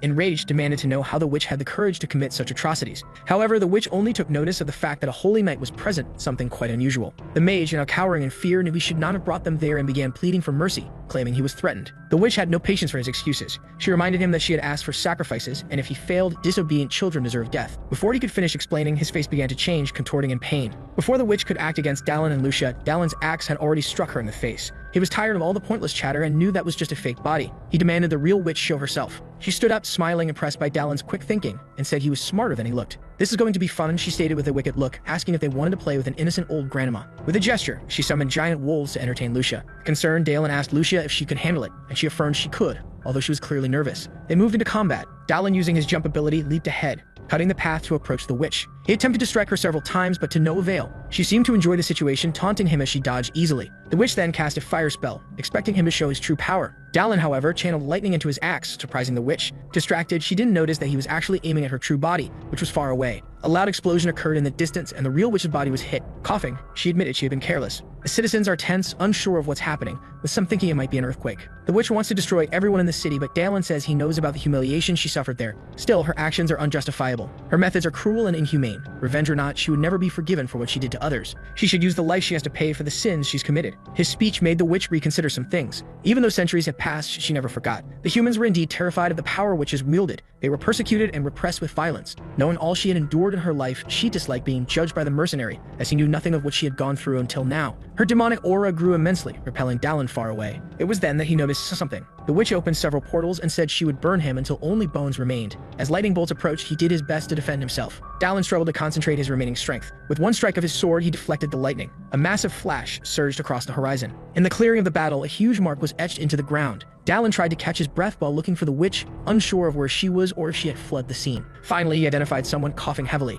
The fight had been easy. Despite her receiving power from a dark god, perhaps she hadn't fully adapted to it yet. Brandishing his sword again, he was determined to end it all now. Without hesitation, he rushed toward the witch with speed, but she wasn't the least bit surprised by the imminent attack. Before he could reach her, she raised one of her hands. Besides irritating her deeply, he was making her use things she had kept in reserve. Dallin didn't understand what she meant by things. Looking around, he noticed the mandrakes, and it seemed they were starting to awaken. Slowly, they began to rise from the ground. Immediately, a terrifying, blood-curdling scream filled the air. Dallin now found himself in the midst of a deadly and horrifying cacophony. His knees buckled, and he collapsed to the ground. Tomato juice flowed from his mouth and he couldn't move. The witch said the fight had been fun, but now he wouldn't be able to do anything against her. Summoning a powerful spell, she conjured a large fireball above her, intending to finish off the mercenary once and for all. She attacked him, taking advantage of his inability to defend himself. The fireball consumed everything in its path. Once again, destruction could be seen across the horizon. Finally, she completed her attack, remarking that Dallin had lasted longer than expected. She couldn't even remember the last time she had to exert so much effort to defeat a human. As she admired the devastation caused by her spell, she was pleased with how much she had enjoyed herself. Now all that was left was for her to return to the city. But someone asked her where she thought she was going. A different blade appeared. The witch couldn't believe what she saw and demanded to know how it was possible. The mercenary was wielding the sacred sword. Earlier, he hadn't been wrong about the sword. When the witch used her mana, he felt it resonate again. The sacred sword had trembled gently. Even so, the witch was in disbelief that this had happened. The sword could only be wielded by those chosen by the god of war, and it seemed Dallin had been unexpectedly chosen. Dallin taunted her, saying that even the god of war wanted her gone. Referring to the sword, he quipped that it should have vibrated more, as he would have used it from the start. Now with the sword in hand, he challenged the witch to attack him again, promising that this time he would finish her properly. However, the witch refused to accept the taunt, declaring that losing to him was absurd. Even with the sacred sword, defeating her was impossible. Dallin glanced around and noticed green ashes accumulating. They were so hot that it seemed if they touched his skin, he would melt. This was one of the witch's innate abilities, the curse of the ashes. As she gathered her power, the witch said that even if he was chosen by the god of war, it didn't matter. He would turn to ashes all the same. The sacred sword had two primary abilities. The first was its immense durability. Dallin prepared himself, channeling his lightning ability. With the sword charged with energy, he readied himself to counter her attack. This is the second ability of the sword, enhancing the user's abilities. The witch is in disbelief that her attack was repelled so easily. While she is distracted, Dallin prepares to strike once again. With the sacred sword in hand, he is ready to deliver another attack. The witch didn't think he could still use his territory. This time, the attack flies through the air, leaving the witch powerless to stop it. With little choice, she uses her curse once again, this time to defend herself. However, Dallin's attack is too powerful now. An explosion of blue light erupts in the clearing, electricity surging through the witch's body. Though heavily injured and panting, she mocks Dallin, asking if he thinks he has won the battle. Dallin is confused by her words, and the witch reveals her plan. She had planted over 2,000 mandrakes in the forest. If they all screamed at once, every resident in the city would die. Even with her death, her revenge, planned for years, would be fulfilled. Dallin responds by acknowledging that mandrakes are sensitive to their environment and only grow in a dense forest like the one they're in. The witch confirms this, but says there's nothing he can do about it. However, she has overlooked something. Dallin mentions that he could simply destroy the forest with his sword. Coincidentally, he possesses a skill that would be perfect for this moment, gained from defeating the demon in the labyrinth, Fire Rain. As he begins to invoke the spell, the witch is stunned. She demands to know how it's possible that Dallin is using a spell once cast by the former master of the Ignella Magic Tower. Elsewhere, Lucia is still engaged in battle. She runs through the forest, trying to avoid the wolves, knowing Dallin is still fighting the witch and that she must hurry. One of the wolves charges at her with great force. Lucia dodges its attack and lands on a tree branch, which she uses as leverage to jump back and strike. Her blow is devastating, and the wolf's blood sprays into the air. The remaining wolf, terrified after witnessing its comrade's beheading, trembles in fear. Lucia wastes no time and prepares to attack the last one. With incredible agility, she makes multiple swift strikes, leaving the beast severely wounded. Finally, she pauses to catch her breath, eager to reunite with Dallin as soon as possible. Looking toward the horizon, she notices something surprising, fire raining down from the sky, setting the forest ablaze. Meanwhile, all of Dallin's clothes have been burnt away, but his dragon's blood continues to heal him. The witch, engulfed in flames, doesn't understand how a human could know such powerful magic and still possess dragon's blood. Before she can say anything else, her ashes are scattered by the wind. The system notifies Dallin that his target has finally been silenced. Looking at the remains, Dallin remarks how villains always seem to say the same things. Now he must collect the body left behind. But Lucia is approaching, wanting to check if Dallin is alright. He assures her that everything is fine, but Lucia is left stunned by the unusual scene in front of her. Her face turns bright red, as though it might explode. Dallin, ever the oblivious one, doesn't understand what's happening until he finally realizes that he's standing naked in front of her. He explains that the fight was more intense than expected. Lucia, mustering all her courage, shouts at him, saying that it doesn't matter how intense the fight was, he shouldn't be naked in front of her at such a moment. She quickly tells him she will find something for him to wear and orders him to cover up until then. Despite the fierce battle, the city remains calm. Finally, Dallin is dressed in new clothes. Thanks to the gold coins he had, he was able to buy high-quality equipment. 2 days have passed since the witch's death. The mandrakes were completely burned, and the merchants who had come to the city because of them have now left. Dallin announces his arrival and is greeted by Lucia.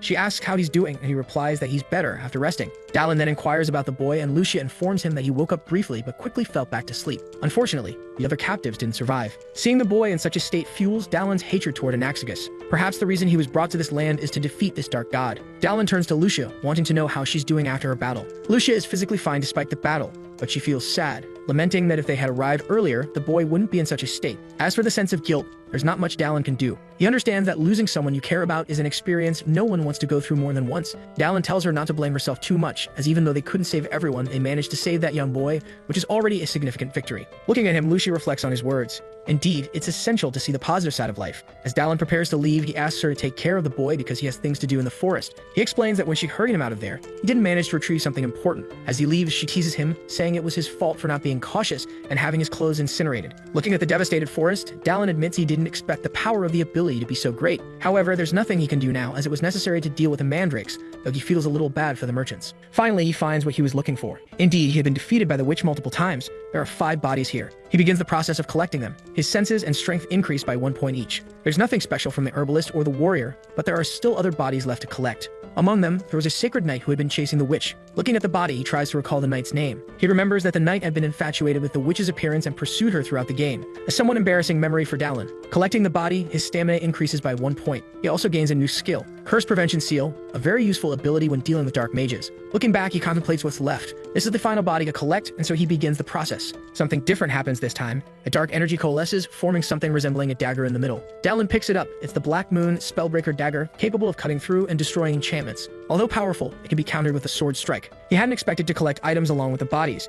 Excited, Dallin looks forward to finding the remaining bodies. Now that he's done what he needed, he heads back to the city. Behind him, a peculiar flower sprouts from the ground. Timing couldn't be better. Later that night, Dallin is sitting in the tavern, quietly drinking at the bar. The battle had been fruitful. He collected 4 bodies and even obtained an item. But the greatest achievement was being able to wield the sacred sword. The Knight's Order official had told him the sword had lost all of its divine power, meaning it shouldn't have vibrated. Dallin wonders if the god of war really chose him. While he ponders, someone approaches, asking why he's still in town. It's the shopkeeper, who recognizes him even from behind. Dallin asks why he's in the bar and if he's looking for work. Gallius responds that his business is large and preparations take time. Gallius asks about Perun, the boy from the journey, and Dallin explains that the boy's injuries are quite serious. Even Gallius expresses regret over what happened to the boy. Moved, Gallius hands over a large sum of money, asking Dallin to give it to Perun so he can take care of himself while he recovers.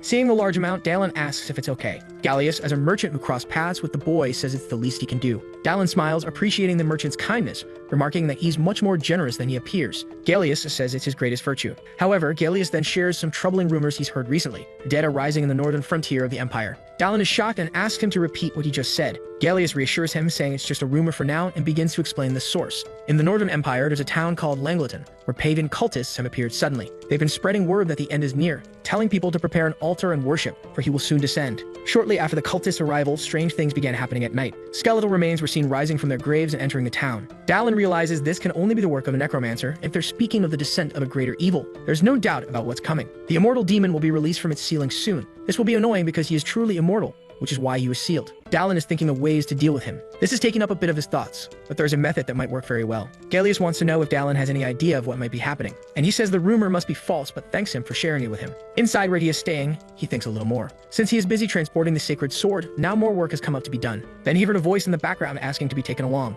Lucia and Perun are arguing. She says that if something goes wrong from here on, the boy could lose his life. But he says he is prepared for that and wants to accompany them on the journey. Dallin says he should stay and recover, but he wants to know why they are arguing. Lucia says that as soon as the boy learned about their departure, he wanted to join them. Perun says he really wants to help them. He promises he won't be a burden. Taking an injured person with them is a big risk. The path leading to the destination of the sacred sword is dangerous, and there might still be a traitor in the order. But there's something about the boy that captivates him. Seeing his eyes, he already has an answer. Dallin wants to know if the boy would be able to pack his own things. Perun says he certainly could. He also wants to know if he can set up camp, and Perun says yes, but it might take a little time. With that, it's already decided. The boy will be hired as a porter and mercenary. This made him extremely grateful. Lucia watches the scene, but is apprehensive. She's not sure if things will turn out well because the boy is still injured. But everything will be fine because he brought something that could be useful. He picked it up on the way here. Perun can't believe what he's seeing. What's in his hands is a mandrake. Dallin gave him the plant, and Lucia wants to know how he got it, as she thought they had all been burned. But one of them was lucky and ended up surviving. With that, Dallin says they are leaving that night, and if the boy doesn't want to be a burden, he should eat well and recover quickly.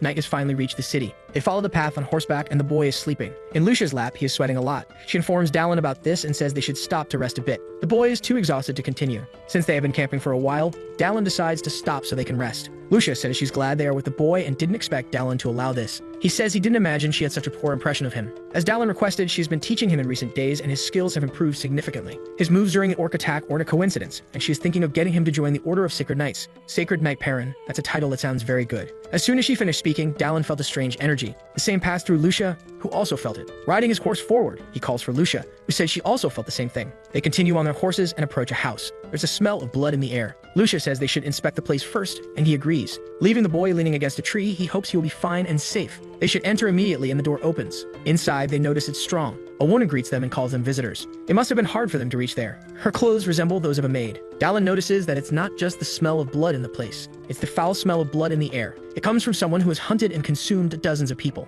The woman asks if it's just the two of them, as she prepares meals based on the number of guests. Dallin says there are 3 and requests 2 rooms and 3 meals. The woman asks them to wait a little longer. He knows she must have deceived many people this way. Every sense in his body tells him this woman is extremely dangerous. Turning to Lucia, he asks if there's anything she needs. Then she says she would like to have her bath prepared before the meal. Dallin tells her to go up first. He will follow with Perun. He glances at her discreetly. Lucia knows the place is dangerous, but they need to maintain the act. With the meal ready, the woman expects them to enjoy it well. Dallin thanks her for having made the meal. As he breaks the bread, he says he hasn't seen other guests and asks if business is going poorly. But she says there were a few last month and wants to know if he had heard anything on his way there. Dallin eats the bread while thinking. He said he had heard about bodies wandering in a nearby town. Reanimated bodies, she says she has never heard such a crazy story. The boy asks if she is from the Empire, but the woman became defensive. He says he is from the Empire and that she has the same accent as he does. Then she says she grew up there but hasn't returned to her homeland in 10 years. Hearing this, he was surprised that she still kept her accent. Because his disappeared a year after leaving, he wants to know how she has maintained hers. A silence filled the room completely. Dallin was pleased with the boy's cleverness. This was an excellent excuse to let his axe sing.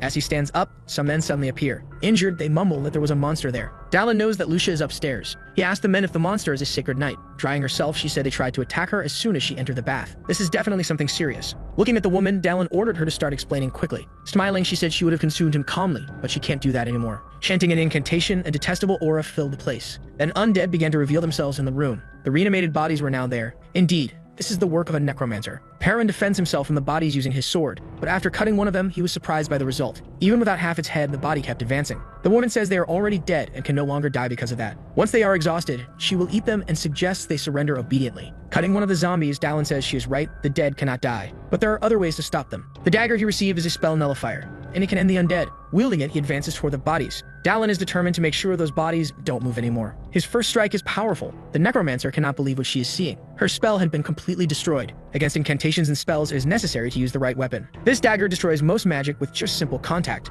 and even small cuts from this dagger can produce a fatal curse on the sorcerer. Meanwhile, Perun tries to defend himself from a zombie. Lucia realizes the boy is in danger. She asks him to hold on a little longer because she's coming to save him. But he tells her not to worry because he can handle it. The skeleton keeps getting closer. Before he could do anything, the body loses the light in its eyes and falls inert on the boy, who was disgusted. Even Lucia didn't understand and wonders if the necromancer had died. Now the boy asks for Lucia's help and she goes to his aid. Wounded, the necromancer wants to know how her spell was destroyed so easily, but she wasn't in the mood to hear the answer because she could provide them immediately. But once again, the black dagger comes into play. More wounds appear on the necromancer's body. As she agonizes, Dallin wants to know if she ordered sacrifices for the immortal demon, or if she had another plan in mind. It was good for her to speak quickly because he still had the patience to listen to her. Her cannibalism was just a degenerate pastime, definitely a lunatic. Lucia yells at him, saying they still have problems. They went down to the basement and found people tied up. Upon finding them, the people told them more things. The immortal demon had already broken free from its seal. Hearing this, he ordered her to rest because they would leave in the morning. He needs to step out for a bit, and Lucia wants to know where the mercenary is going. Without hesitation, he says he is going to capture the immortal demon.